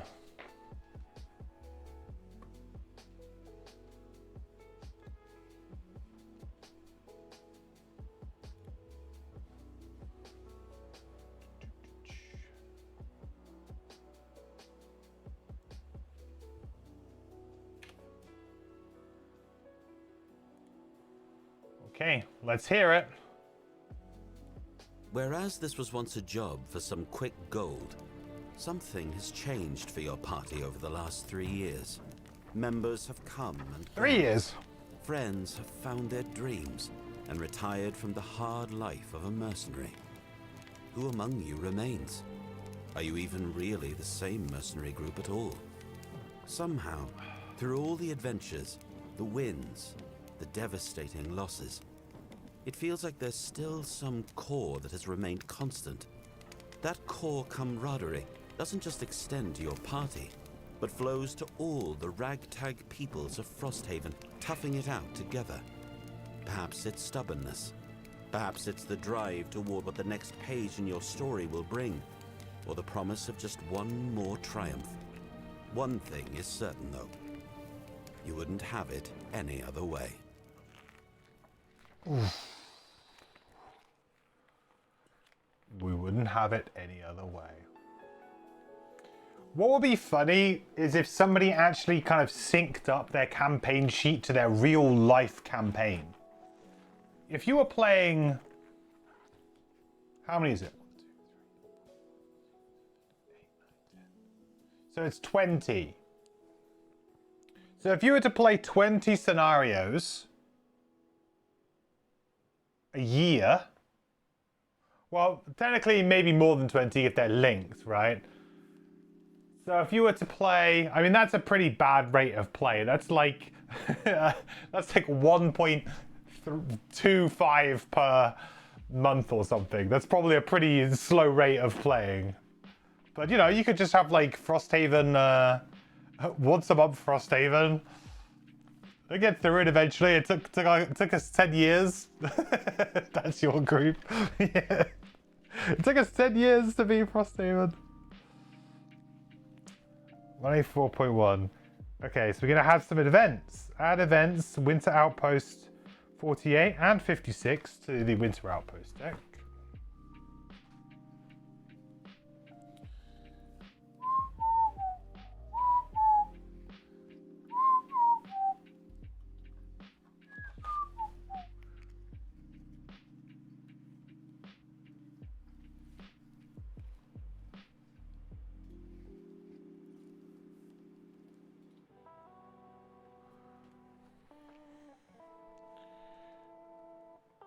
And 56.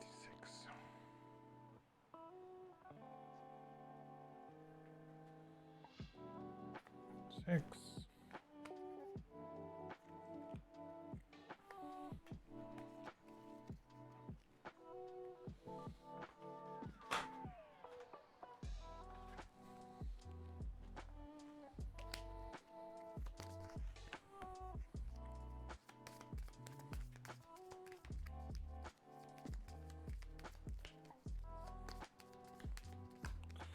You play about once every 3 to 4 weeks, which is why we just hit on your first winter. Nice. You see, for me, that's like, I find it that if I haven't played for a while, I am really bad with remembering like story details. And I think that that's one thing that a game of this length can struggle with, right? Because it's like you're watching a film or reading a book, and it takes you a year to watch or read it, and you're only allowed to read 2 pages at a time once every 3 weeks. To me, I find it very difficult to keep the narrative, like, where am I? What am I doing? Why am I doing it? Why is that character saying what they're saying?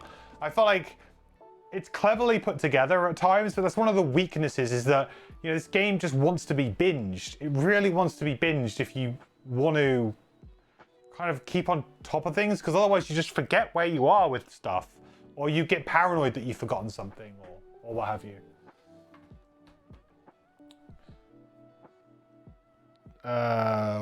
31 into the road event. Agree with that? Yeah. Like, the story in Frosthaven is much better than the story was in Gloomhaven. But the, yeah, it's just, there's so much going on.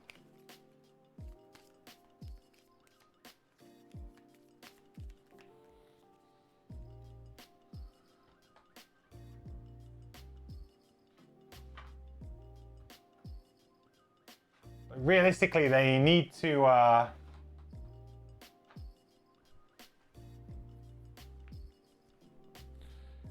listen, I'm really interested in like a Jaws of the Lion length game, maybe even a bit shorter, that just tells a really succinct, clever, fun story with an interesting bunch of characters. That's what I want to see out of Step Fair games next. I would love to see that. You know, show that you've got the, you know, you don't have to release a $250 game, you know, to experience the fun that the game system has. And I would like them to introduce some wrinkles to the game in general. Summer Road Event 52. Man, my Summer Road Events deck is stacked right now because we haven't been in summer for so long.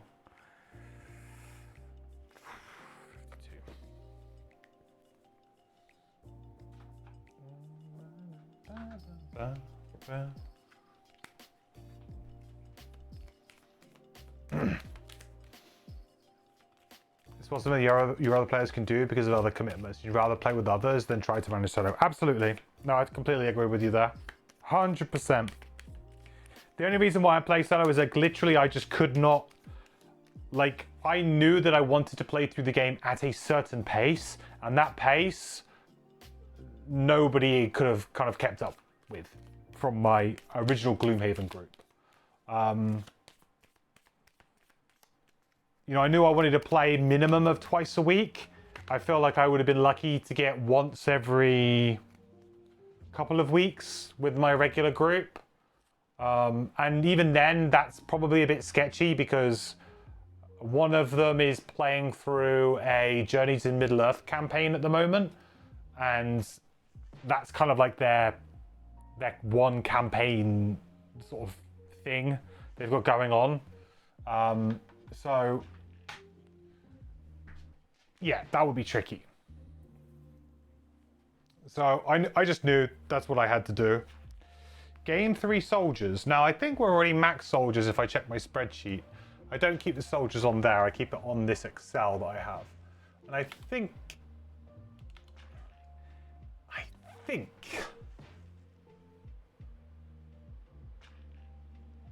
Yeah, we're at max. I think, because we've got level 3 barracks, right? Oh, we've got level 4 barracks. Oh, so we do get the extra soldiers. Nice.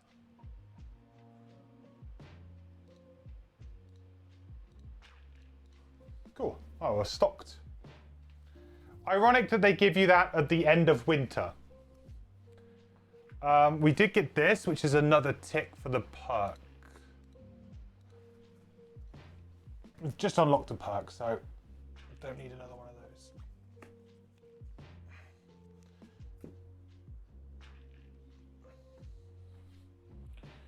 You're in a Madara campaign? What's Madara like? I heard I really know very little about that game, but it's one of those games that like occasionally pops up on like podcasts that I listen to, or I really have no idea about what type of game it is. To me, when people say, oh, we're playing Madara, to me it sounds like it's like a trading in the Mediterranean Euro game. That's what it sounds like to me. It just doesn't sound like some kind of like, you know, fantasy role-playing epic or something. But maybe it is.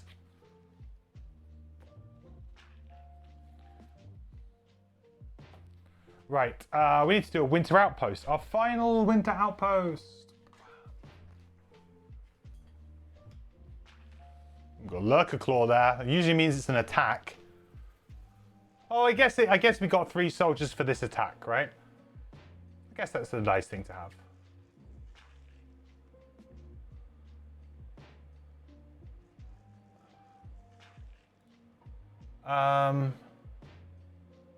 Right. Very JRPG, more of a traditional dungeon crawler because you have items and abilities that you use. There's still a tactical element from the map, but you don't have the card initiative plays that Gloomhaven do. Okay, so is it a little bit more like Descent then, in that way? Sounds a little bit more like Descent.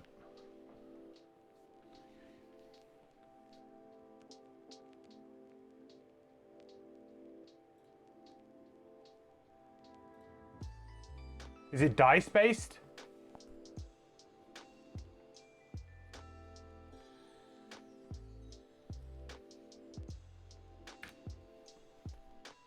Yes, from the one time you play Descent. Yes, dice. Okay, cool.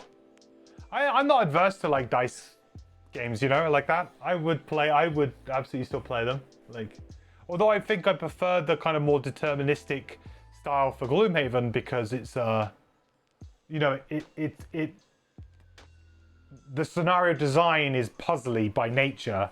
I feel like, you know, running in, throw a bunch of dice, do a bunch of damage type stuff is still a lot of fun, and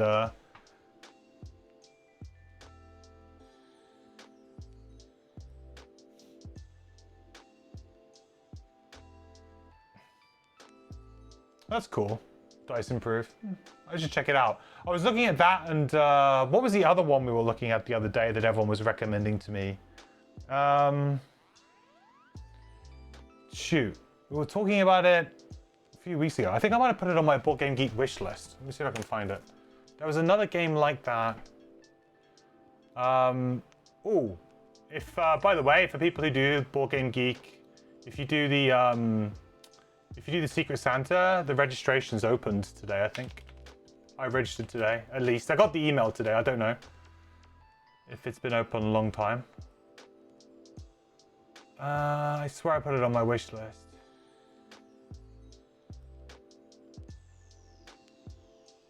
Oh, I think I have this now, don't I? need to remove that from my wish list. Shadows of Brimstone. I've sworn is something that I've played the demo of and I really enjoyed. It's really expensive though. So I'm kind of like, can't really afford it. I really enjoyed the mechanic in it though. I had a demo at UK Games Expo by the designer, and he did a really great job of selling the game. I mean, I guess you probably should if you're the designer of the game, but he did a really good job of like just giving you a very good snapshot of the game and being like, well, this is kind of it. And I was like, well, this is great. I like what you're putting down. I just don't like the price. but, you know, that's just me. I like what you're putting. And I was like, can I buy it? He's like, you have to sign up to the, you have to sign up to the backer kit or whatever to like wave 2 or something. And I was like, okay. I went online and I was like, yeah, okay. It's worth it in my opinion. It's a very good game, but it's a big expense. And for me right now, I'm trying to watch what I spend. Can't get too many campaign games going at once. Exactly, right? I got Frosthaven. I'm like, let me deal with this first, then we'll figure something else. Right. Winter Road event. No, not road event. Outpost event. I went to the wrong page. Almost made the mistake.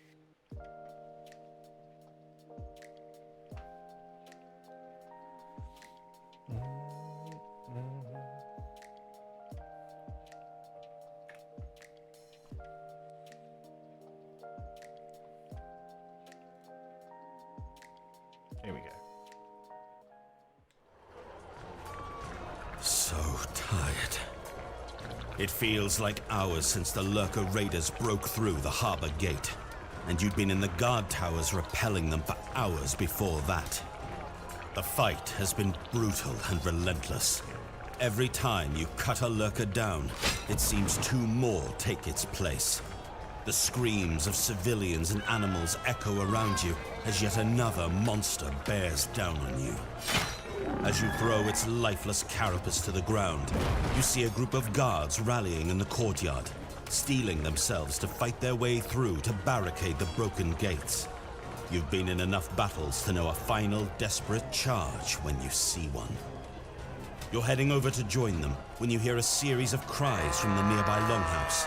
A group of lurkers have just burst through the door, and the civilians hiding inside are about to become snacks. Oh, I just realized you're completely right. Because I've just crossed over winter. For some reason, I thought I had one more winter outpost event right. You're completely right. Let's, we'll ignore that. Good catch, Dan. I completely forgot. You're right, because I crossed out the last box in winter, so now technically I'm in summer. See, I should watch my own video, you know? That'd probably help.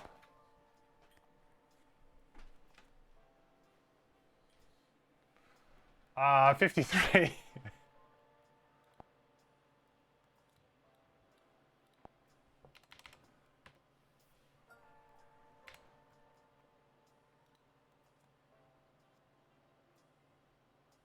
Oh really? You're playing this wrong then? Yeah, so you cross off the box and then you do the event from the next available box. So if you think about it this way, it's like you're crossing off the week you've just done. So you've crossed out that, like that week is over. You're now at the beginning of the new week. And if the beginning of that new week is now in summer or in winter, then you would do from that.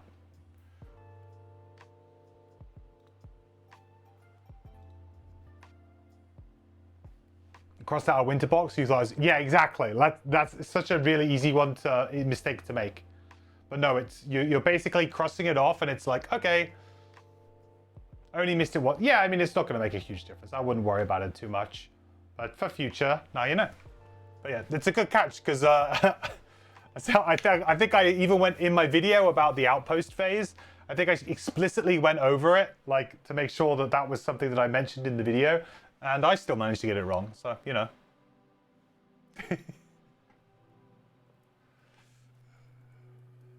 Okay. Summer Outpost 53. Mayor Sather offered a few coins for clearing the burned-out husk of a cabin behind the hunting lodge. There's a good chance today will involve excavating some bodies. It's a task not worth the money, but you're getting used to corpses and it saves someone else the trauma.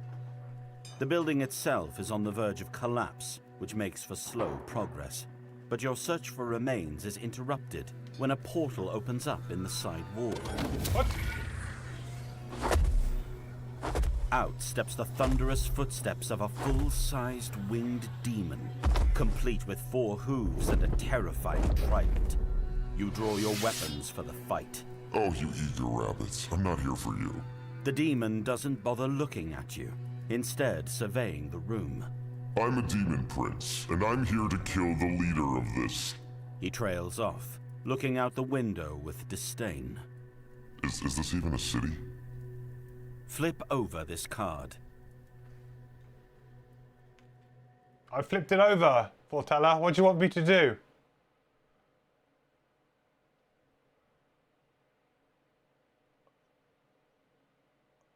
Oh.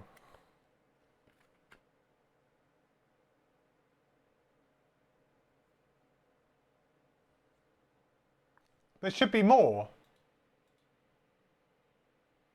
Oh, they're not gonna... They not read out the other stuff?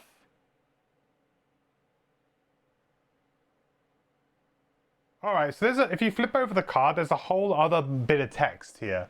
Which I'll just read out, I guess. Because it doesn't seem to have added it to the Fortella, which is weird. But you look at the demon, dumbfounded. He sees he's not getting through and continues. You see, someone in this hovel killed my new friend Taro. But I don't get his soul until he finishes his mortal business. So I need to kill someone responsible for his death. Then I'll be on my way. Normally I simply kill off the leadership. That counts nicely. In any case, let's get on with it. Bring me your king or governor or chieftain. If you have a council, go ahead and bring me all of them to be sure. I just need the people in charge, really. And you can go back to whatever bipedals do for fun. He pokes at a bit of charred metal that used to be a dresser. Judging by the room, I'm guessing... mope? You finally regain your wits and try to explain that he can't just kill the mayor to get revenge. You ask for a bit of time to get to the bottom of the accusation. Oh, interesting. You want to make a deal with a demon? His eyes flash with interest. Here's the terms. I'll give you until sundown. Find me the killer, or I'll kill everyone in this sad little town for the delay. You included. Deal? It's late afternoon already, so there isn't much room for negotiation. You get to work. Option A. Do we investigate the crime scene? Read 187.3 now. Or option B. Ask Satha about the incident. Read 144.2. Poll is now up. Please place your votes. Option A is to investigate the crime scene. Option B is to ask Satha about the incident. Good thing I have some extra time. Yeah, oh good. Love it. This is like the awkward thing, right? When you're like, okay, guys, we're just going to do a quick Outpost event to finish the night and then we can all go home. Agreed? Yeah, okay. Boom. Here comes the event. You thought you were going to get to go to bed before midnight. Think again, Buster.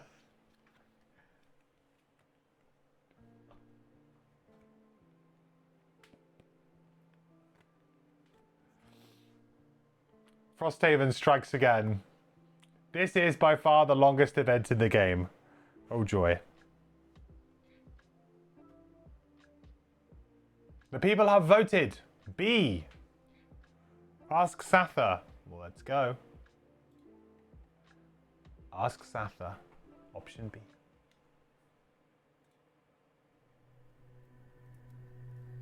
You look at the demon dumbfounded. What? You're gonna read the second part of it?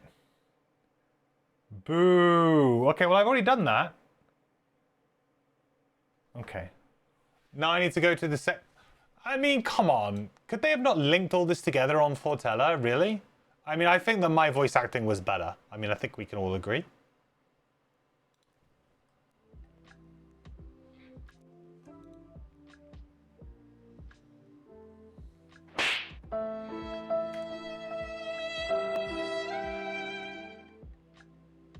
You're the only one not seeing the poll, apparently. So it could be because if you're watching on mobile. I think sometimes it doesn't show. Okay. You visit Mayor Sather at her cabin, where she's shocked to hear your report. Taro was a friend. The nights are cold in Frosthaven, and it may have crossed into more than that once or twice, though we never shared the horn, if that's what you're asking.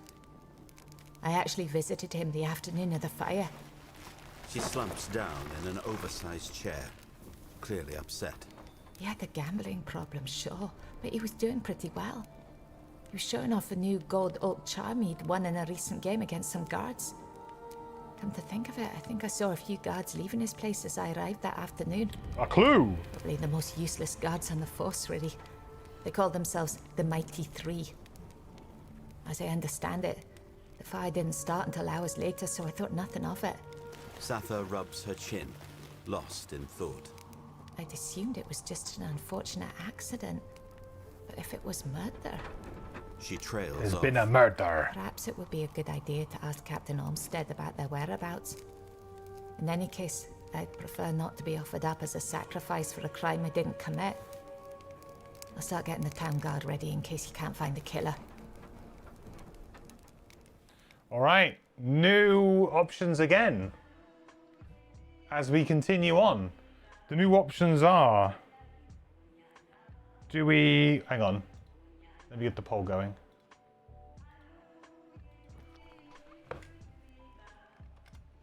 Let me get the poll ready. Oh, right. We have two new options. So option A is going to be visit the Mighty Three to ask what they were doing at Taro's cabin.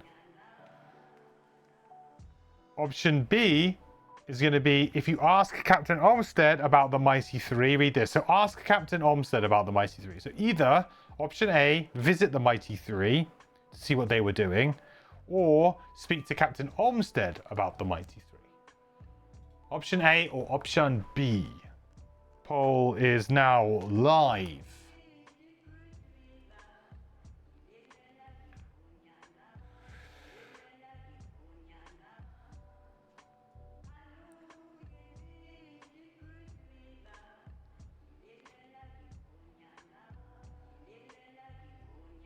Could be that he, I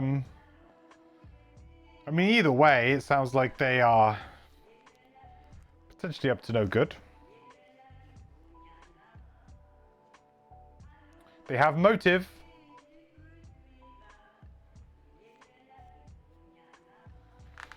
If they lost that gold oak charm and they wanted it back, they had motive. Mighty Three, with a name like that, you know they're evil. To be honest, it sounds more like a gang of kids. It's like what the kids would call their gang, you know, at school. Right, option A. Visit the Mighty Three it is.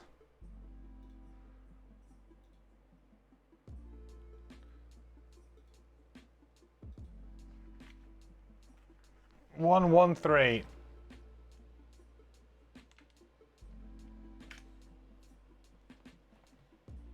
113.2. You head over to the barracks and are quickly pointed over to the so-called Mighty Three, Alia, Barno, and Cecil. They're playing cards around a table. Taro? Yeah, we played cards with him a couple times a month at the hunting lodge. Heck, I owed him some money. We all did, actually. Cecil lost his precious gold oak charm in a game to Taro just a week ago. Barno stops himself, brushing his blonde hair out of his face. We stopped by his place to turn over the last of his winnings before reporting to duty that night. Anyway, it was just a fire, right? Alia taps her fingers absent-mindedly and chimes in. Even if it wasn't just a fire, we were all defending against an attack when it happened. I heard the fire was a little after 6 in the evening, and we were all on duty. Couldn't have been us. We were all assigned to ferry supplies between locations around the outpost. I was shedding resources between the barracks and the mining camp from when the attack started at 5 until well past 8. Cecil rises from the table to refill his drink. He's naturally much taller than most guards, and certainly towers over his companions around the table. He interjects. and I was doing runs between the barracks and the main gate. Only because I refused to trade you for my detail? No way would I be going that close to the front line.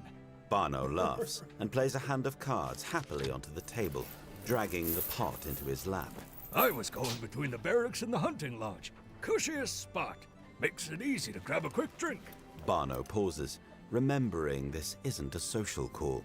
I mean, you don't need to share that bit with the captain, right?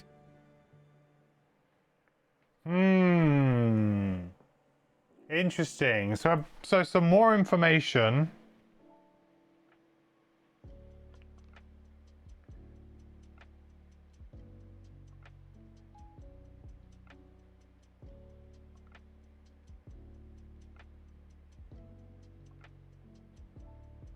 So we have some more options here, which is we can either go to the mining camp, we can go to the hunting lodge, we can go to the main gate, we can go to building 74 if available, go to building 39 if available. If you know who the killer is and don't need any additional investigation, read 88.2 now. Now I don't really know who the killer is right now, but I guess we could look and try and investigate. Do some more investigation. We should get the map out, maybe. I wonder if there's a clue on the map. Like if one of them's lying.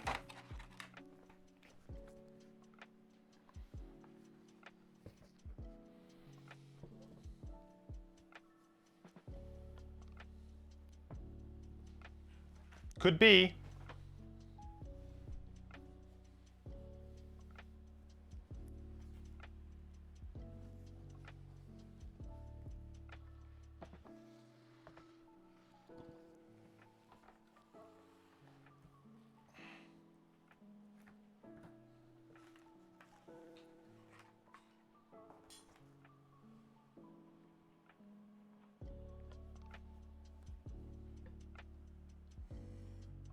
Right, there doesn't seem to be any clues on the map, necessarily. Okay, so... at the hunting lodge. So they played stuff at the hunting lodge, right? Which is building... yeah, it's a standard building. Building 74... is... we don't have building 74. 39. We don't have building 39 either? Jesus.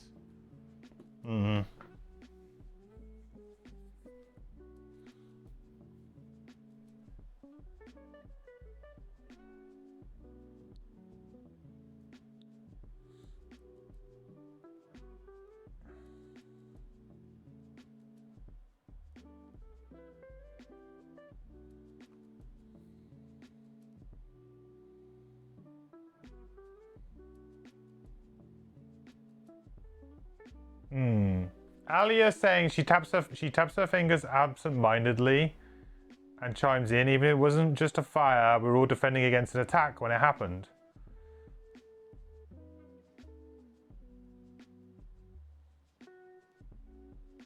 We were also had to ferry supplies between locations. I was shuffling resources between the barracks and the mining camp. So that's what I was going to reveal. And I was doing rounds between the barracks and the main gate. The barracks and the hunting lodge.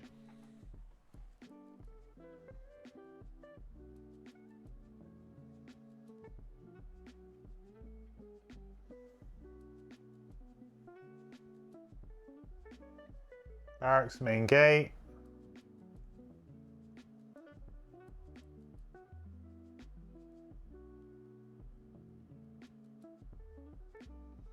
And she was going from the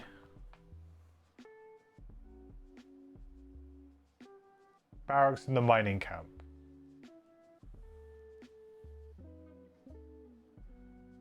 Which is basically the whole thing. I mean, I guess we go to the barracks? No, we don't go to the barracks.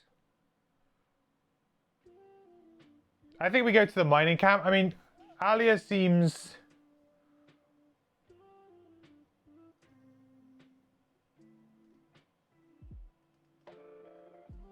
The fact that she's immediately tries to defend.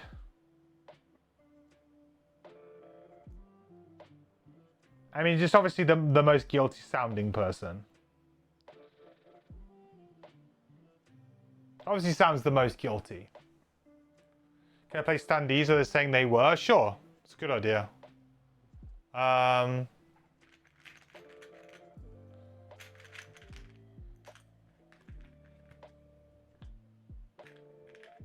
I'll use numbers, shall I? Because it's probably easier. So this is Alia. She can be number 1. 2 and 3. So 2 is Barno and 3 is Cecil. So 1, Aya says that she was ferrying supplies between the barracks and the mining camp. So this is basically where she was.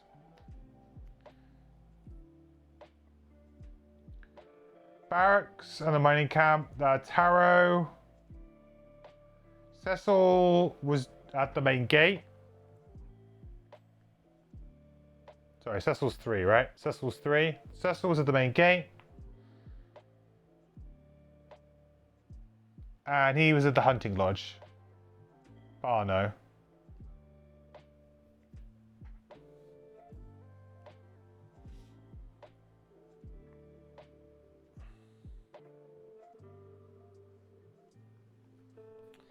I was shoveling resources between the barracks. Did the demon say anything about time?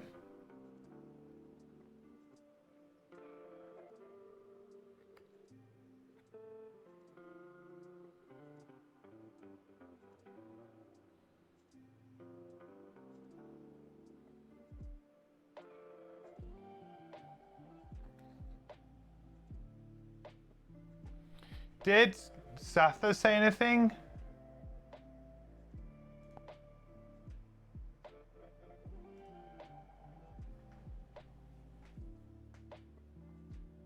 Particularly interesting? I can't remember if she did. 144.2.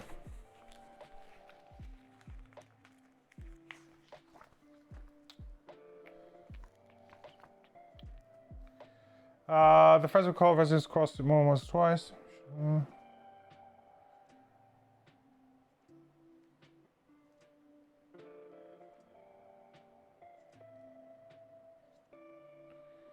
Okay, come to think of it, I think I saw a few guards leaving his place as arrived that afternoon. Probably the most useless guards on the force, really.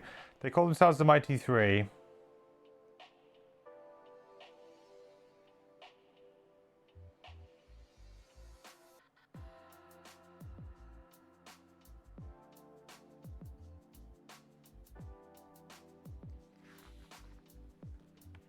Okay, well, it doesn't really tell us a huge amount, does it?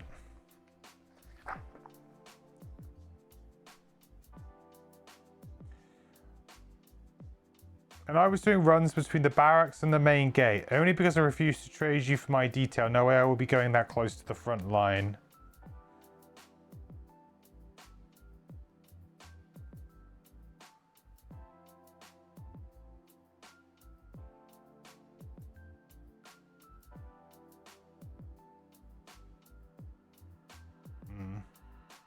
I don't know, I'll let you guys vote. But I don't really know, to be honest. I feel like you need to go somewhere else. There doesn't seem to be any, like... The fact that it says if you know who the killer is and don't need any additional investigation, that makes me, like, nervous. Like, what am I doing? Is there some bit of information that I've missed? I don't think so.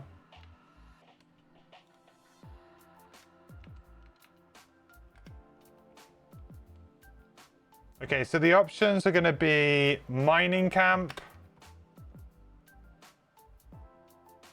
hunting lodge, and the main gate. Or I guess solve the crime. If you guys are that confident. Where should we go?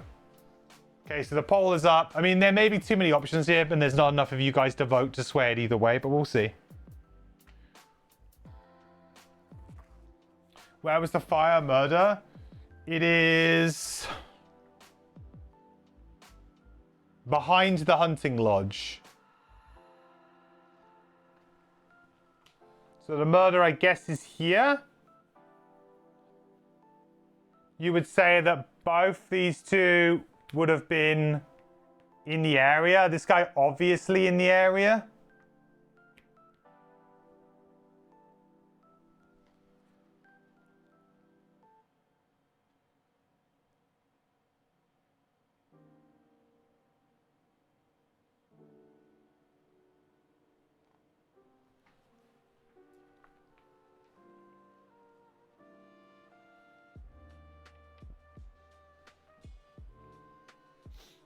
Wow, you all went hunting lodge. Interesting.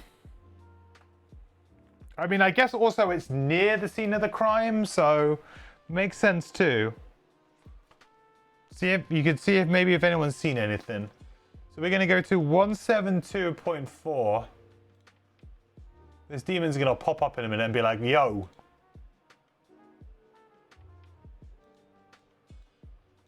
Who the murderer? Tell me. And we're like, this one guy. Get an innocent man killed. It's probably better one innocent man than like a whole village of innocent people, right? 172.4. Yeah, they usually play cards in the back. An Inox regular in the hunting lodge is meticulously sharpening an axe against a whetstone. A small stack of finished axes sit nearby, and it seems like he has no shortage of additional hatchets to hone. Barno showed up around 5:30 to pick up some materials to bring to the guards on the front lines. Cecil popped in looking pretty exhausted a little before 6:30. Pretty scattered, seemed like. But he ducked out before Barno returned a few minutes later. Barno had a couple of cups of something to warm him up. He didn't come back until around 7:45. Why'd you ask? Where will you go now? Interesting. Okay. The plot thickens.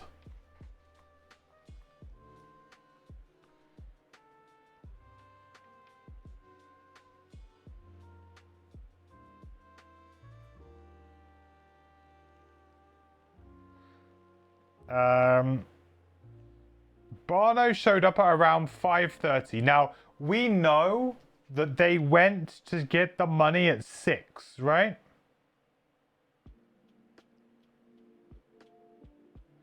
We know that at 6 p.m. is when the three of them were spotted at his location, at the scene of the crime, at 6 p.m. We know that was the case. So Barno at around 5:30 to pick up some materials to bring the guards to fire. Cecil popped in looking pretty exhausted a little before 6:30. Cecil... Wow, Cecil lied then, right?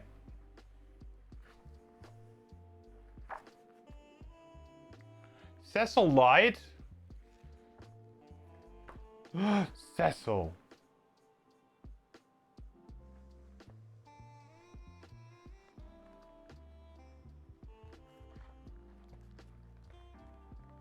What was the previous one? This is the problem. They need to like, yes, like, oh, go to this page, go to this page.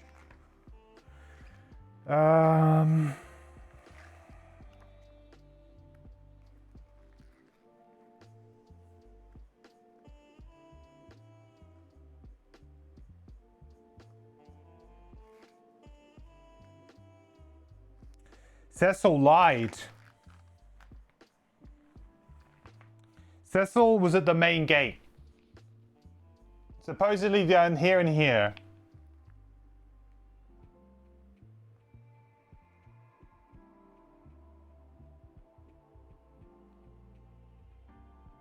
So what was he doing in the hunting lodge, huh? A little before 6:30 as well. Well, I guess he was there. He was there, right? Pretty scattered, seemed like. But he ducked out before Barno returned a few minutes later. Barno had a couple of cups of something to warm him up and didn't come back until around 7:45.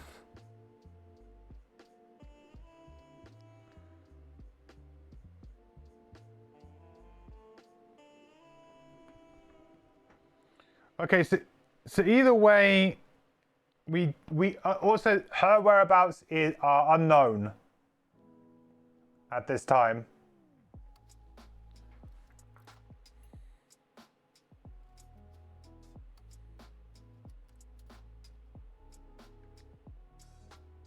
So we have a few different things to do. So our options here are to search their rooms. So we can search Alia's room, we can search Barno's room, we can search Cecil's room, or we can solve the murder.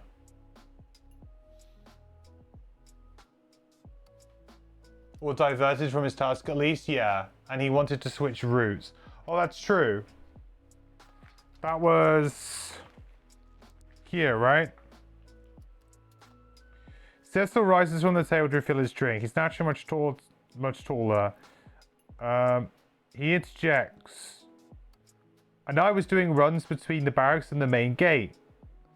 Only because I refused to trade you for my detail. No, we'll be going that close to the front line. So he wanted that route. So Cecil wanted to do that route.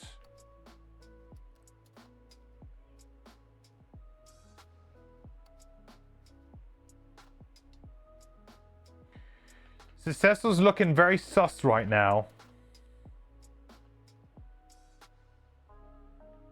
Alia's just completely unaccounted for, was never in the hunting lodge, whatever. But the thing is that didn't they say that the fire was later?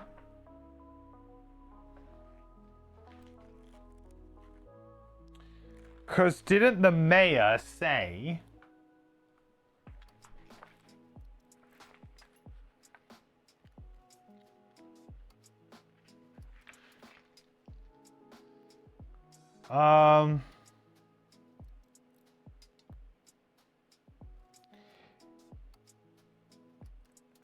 Come to think of it, I saw a few of guards leaving his place as I arrived that afternoon.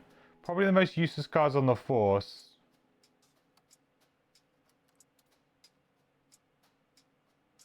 So who mentioned about the time of the fire? Was that Cecil?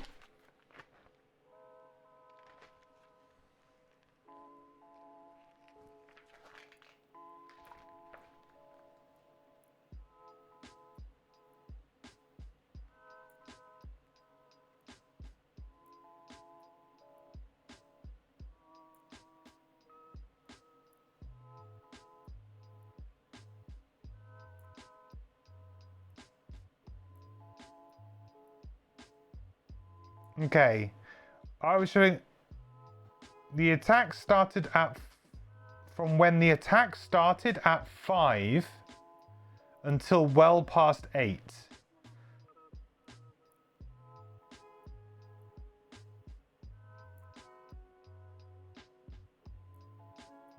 We were all defending against an attack when it happened, I heard.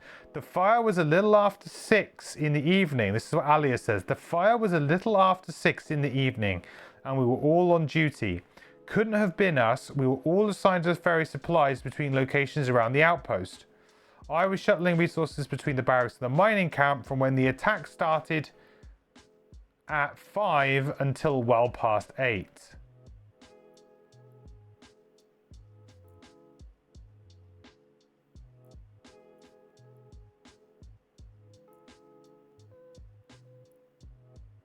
So the fire was a little after 6.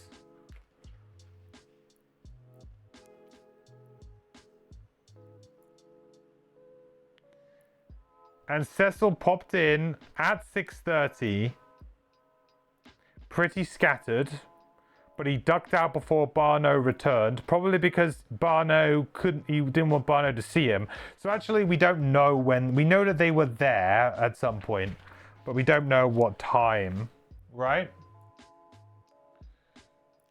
Definitely sounding sus. Yeah, I agree.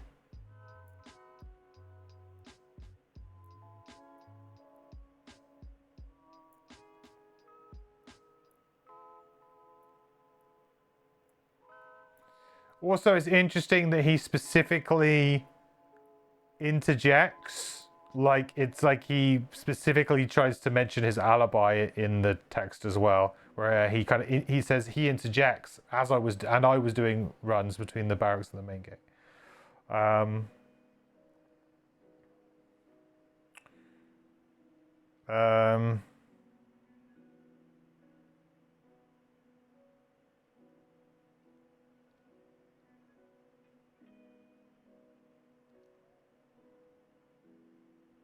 So they stopped by his place to turn over the last of his winnings before reporting to duty that night. Okay. So, and they were saying that they were on duty from 5 until well past 8. So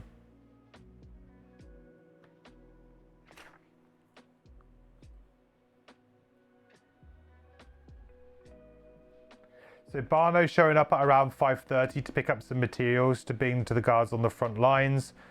Makes kind of sense, really. Cecil popped in looking pretty exhausted a little before 6:30. He had absolutely no reason to be at the hunting lodge at 6:30, like none at all. And he left before Barno could see him, which is probably...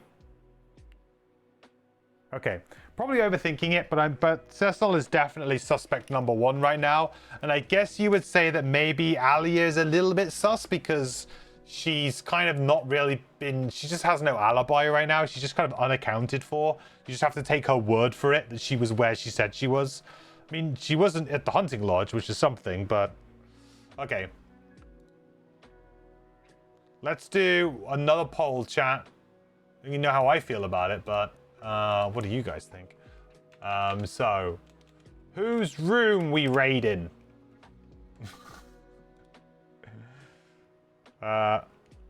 Alia, Barno. Hang on, let's do this. Yeah, either Barno or Cecil. So that's like 1, 2. I have to wonder if we went to the main gate. Maybe they said that Cecil wasn't there when he said he was there. Okay. Oh, I guess, yeah, A, B, or C. I suppose it is, isn't it? Alia, Barno, Cecil. Didn't think about that. I could have used the other things. I could have used I could have used these things. I had to think about that.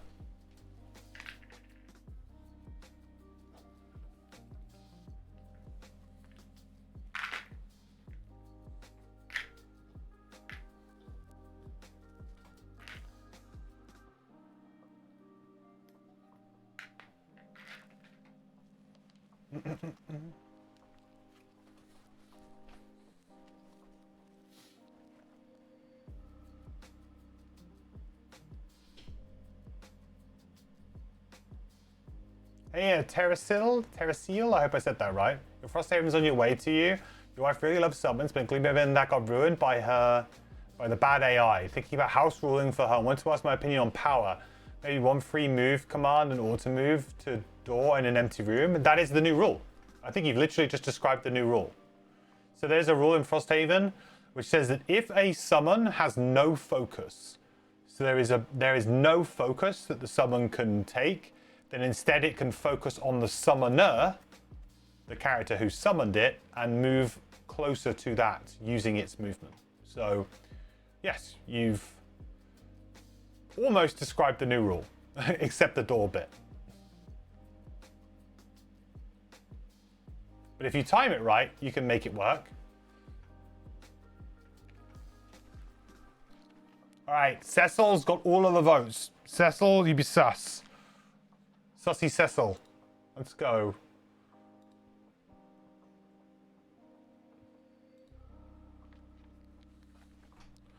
$166.1.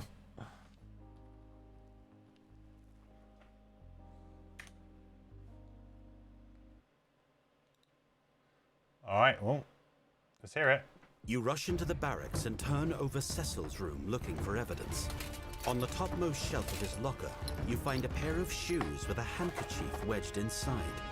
Unfolding it, you find a small oak charm, but there isn't much else. You push past him in the doorway to head back to Taro's burned-out cabin and meet with the demon before sundown. Aha! He had the charm! He had the charm. Read 88.2.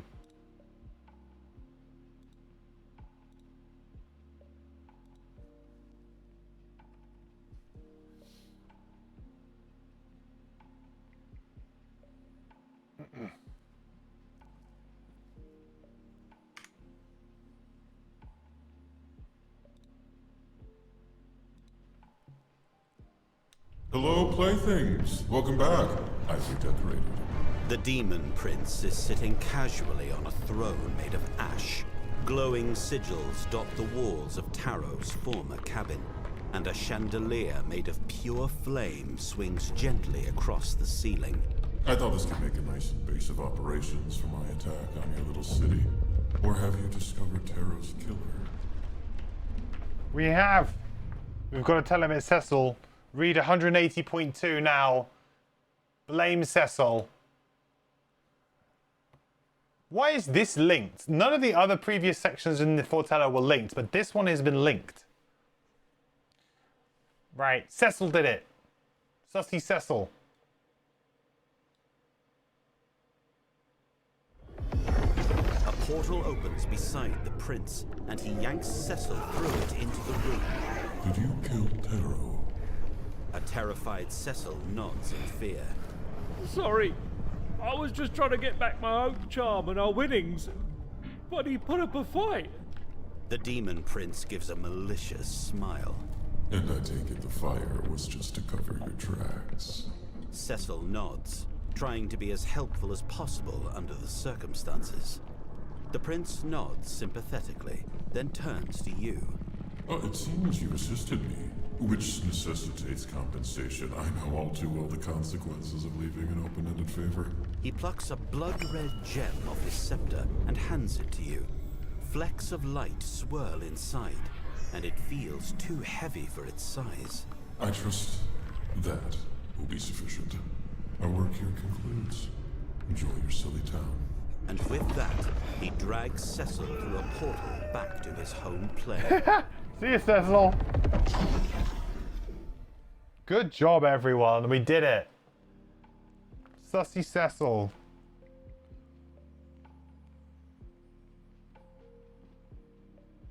Gain 1 prosperity, gain Demon's Gem.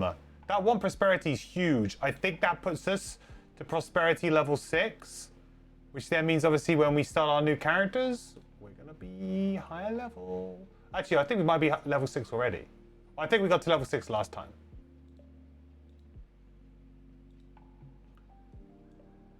But either way, that's great. Right, Demon Gem, 240.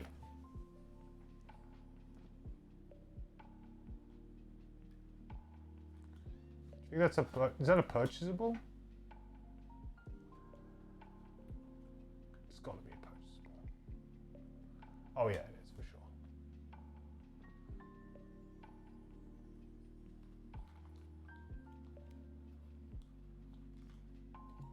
sure. Oh, Demon's Gem.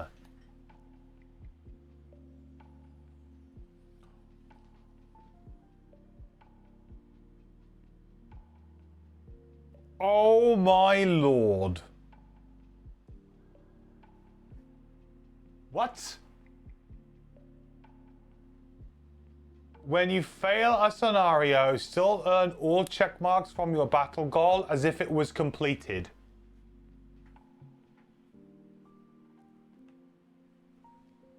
Dude. That is insane.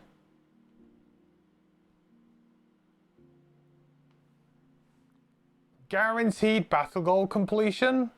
I mean, maybe this is because I'm playing solo and I find it really difficult to track the battle goals in Frosthaven, especially with the complexity of the scenarios.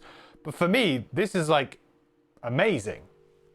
Yes, you could just, you know, get good, complete your battle goal, but for someone like me who really just, I'm trying to just win half the time, and I probably have about a success rate of something like somewhere like 30 to 40% success rate on battle goals. This just, you just take the 2 checkmark ones every time, right? Hope you get to a 2 check mark. Take it. Do you still need to satisfy the goal? Oh, you're right. Oh, I didn't really. You still need to do it. Oh, okay, it's trash. Put it in the bin. It's trash. I completely misread it. I thought it said when you fail a battle goal, still earn the ticks from your battle goal. Okay, this is trash. This is trash. Oh no. Okay, it's rubbish. I thought it was if you fail. For some reason, I was like, if you fail the battle goal, you would still earn it, right? So it didn't matter if you failed the battle goal. You just take the 2 check mark. Whatever. I was like, that would be great. Yeah, okay, it's trash.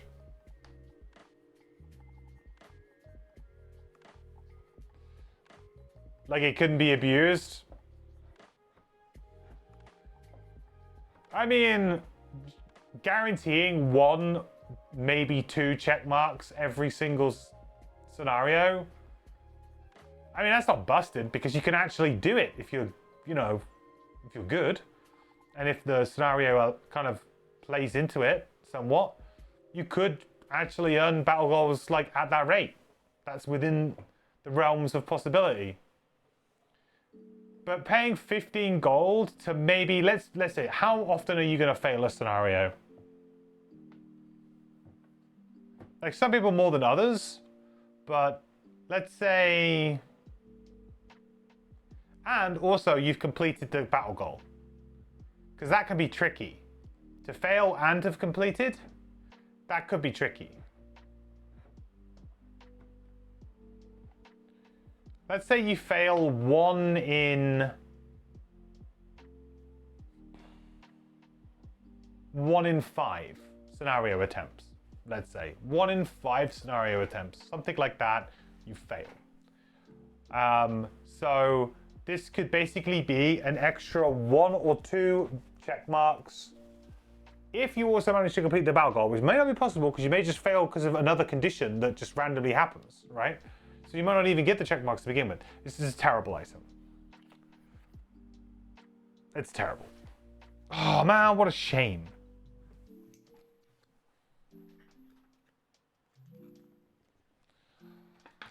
I mean, whatever. I just sent it back into the available items straight away. It would feel pretty unfair purposely failing scenarios for battle goals. I mean, you could, in theory, you could use that to abuse certain battle goals, right?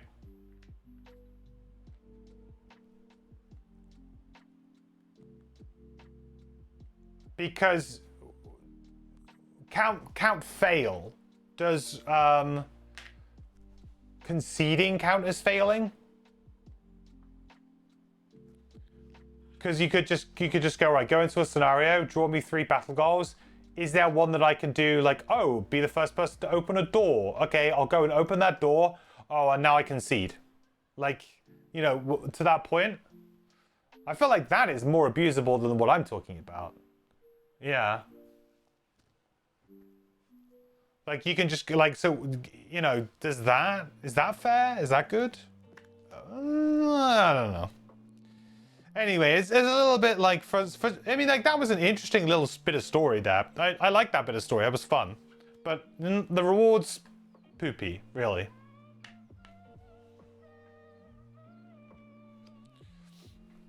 Yes, you think that works, but would be abuse. Yeah, I mean, like, this is the thing, right? I mean, with, like, it's the same rule kind of applies with house rules, right? We were talking about summon house rules a minute ago. It's the same deal with that. Play the way to make the game fun for you. And I don't personally feel like, you know, going into a scenario, you know, for example, if I was playing Gloomhaven digital or Frosthaven digital, I'd be much more likely to abuse something like that than in the physical game. Because what am I achieving? You may as well have just said, it's a bit like playing like Magic the Gathering. And you know, like when somebody, it used to be the case at least, that in Magic the Gathering, if you came up with an infinite combo in a game, you would just need to demonstrate to your opponent the loop. I can't remember, it was like so many times. and then say like, okay, and the end goal is that I eventually do this. Are you happy to concede, or do you want me to just do it, right? And it kind of feels a bit like that, like it's gamey. It's like, oh, you go and like, it's not like, would you set up a scenario physically, go through the paces of drawing the 3 cards and going through here, or would you just say, okay, well, hypothetically, I could sit here and set scenarios up and do this constantly, or are you just going to trust, to save us all time and energy here, that I've done that 1,000 times? It's like...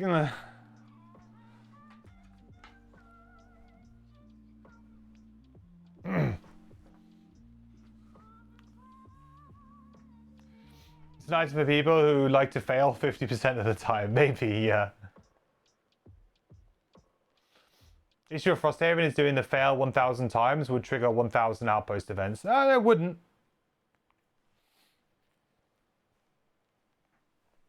Because you can retry there and then at that point in time. You always have the option to just retry a scenario without triggering a new road event or going back to town. If you weren't taking anything but gold. Exactly. And you wouldn't want to, right? Because the purpose of this is just to farm check marks. If you get the murderer wrong, the outcome is awful, so the biggest reward is not getting the negative stuff. Well, then it's not really a reward, is it?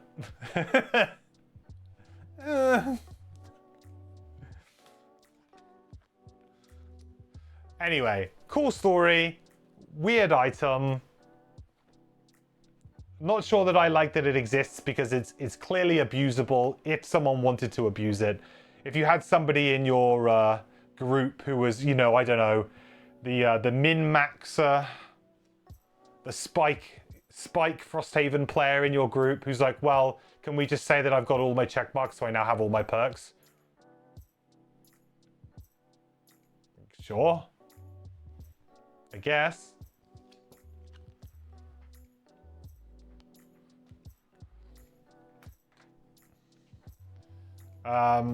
Cool. All right, we've done that. We need to like buy stuff. So let's spend all of our gold here. So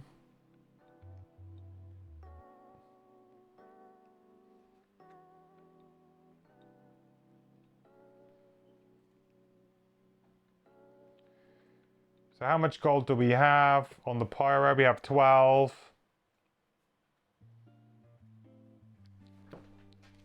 We're just going to spend all of our gold just to get the Frosthaven supply up. We're completely even on everything, so let's go. Yeah, 2, 4, 6. 2, 4, 6. So that's 12 gone.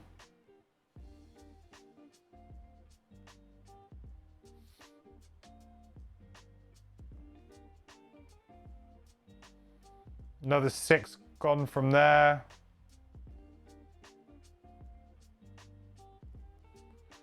So that's 3 of each.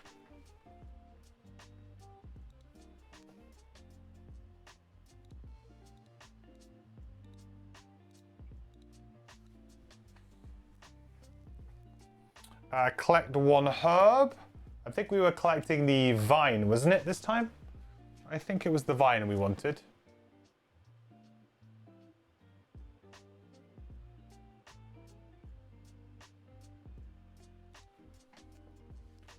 So we can do an alchemy chart.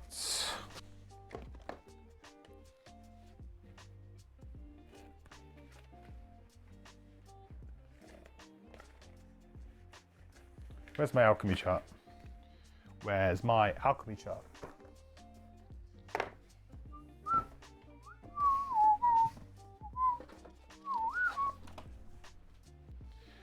Arrow vine. Do we have... Oh, maybe I don't want arrow vine.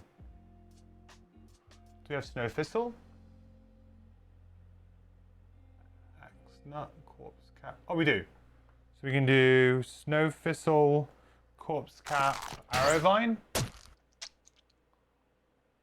Or axe nut. Axe nut. Oh, that was maybe a mistake. Maybe I should have taken the flame fruit instead. I'll take the flame fruit instead. Oh no, but then I don't have the arrow vine. No! Noble Shadow Victoria. Thank you so much for the follow. Welcome to the quest. Hope you're doing well. I hope I sort of said your name right. Apologies if I did not.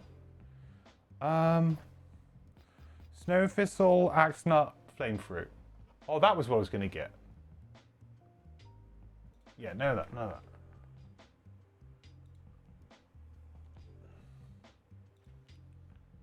So we're going to use the Snow Thistle, Flame Fruit, and Axe Nut.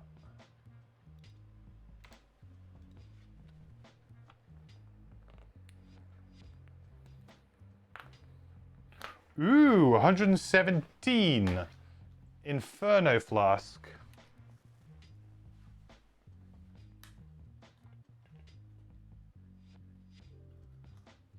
That sounds suspiciously like a Spellweaver ability.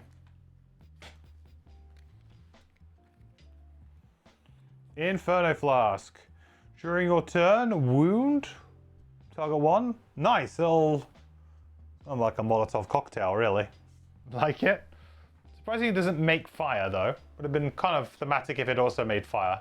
Maybe it would be too strong to do that kind of thing and make an element. That's kind of cool, though. But we should sell that back. We're gonna do that now anyway. We'll do some alchemy stuff right now, because what we'll do is we'll also just... We will get rid of all of our potions to try and stock up on our herbs. So we'll distill all of our potions. So what shall I get for that? Let's get a... I already have one Snow Thistle.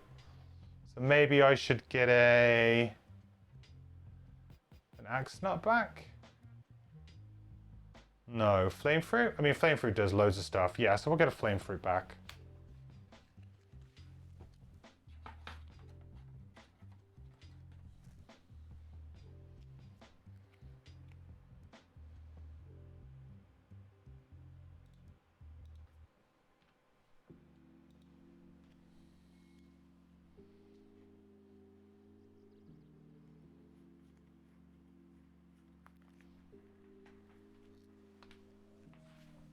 Okay.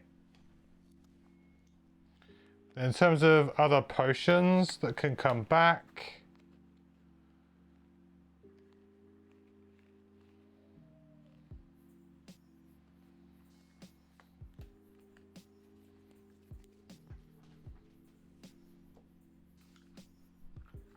it would be a good idea to just chuck these into the... Perhaps actually I shouldn't use them. Perhaps I should just chuck them in there, because then we know that we can make some potions for when our new characters come in, right?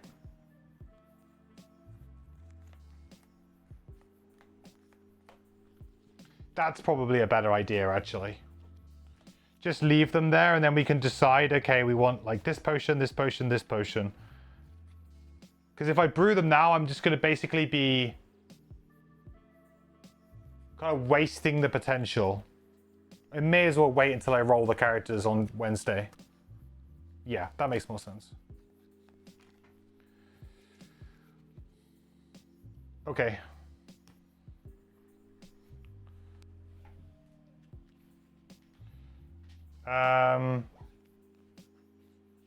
Everything else here we didn't want to do, right? Yeah.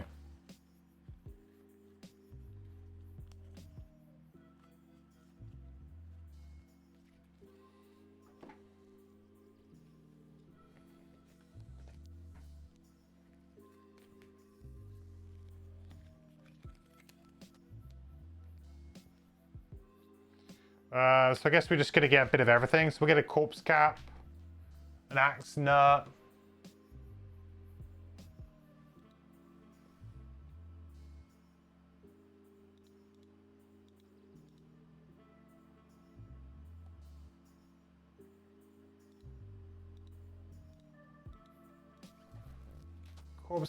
axe nut, rock root.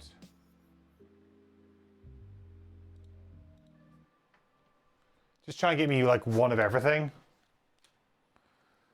Arrowvine. So then at least I should probably be able to make like 1 or 2 potions. Probably Axe Nut again. Axe Nut's a pretty reliable one. Seem to use Axe Nut in a lot of the aggressive ones. And then Corpse Cap.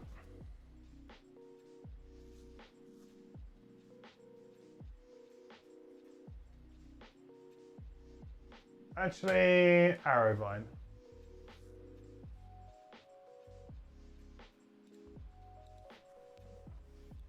Cool. All right then. I think that will wrap it for today then, folks. Because next time we will be creating our brand new characters for the first time. Which is awesome.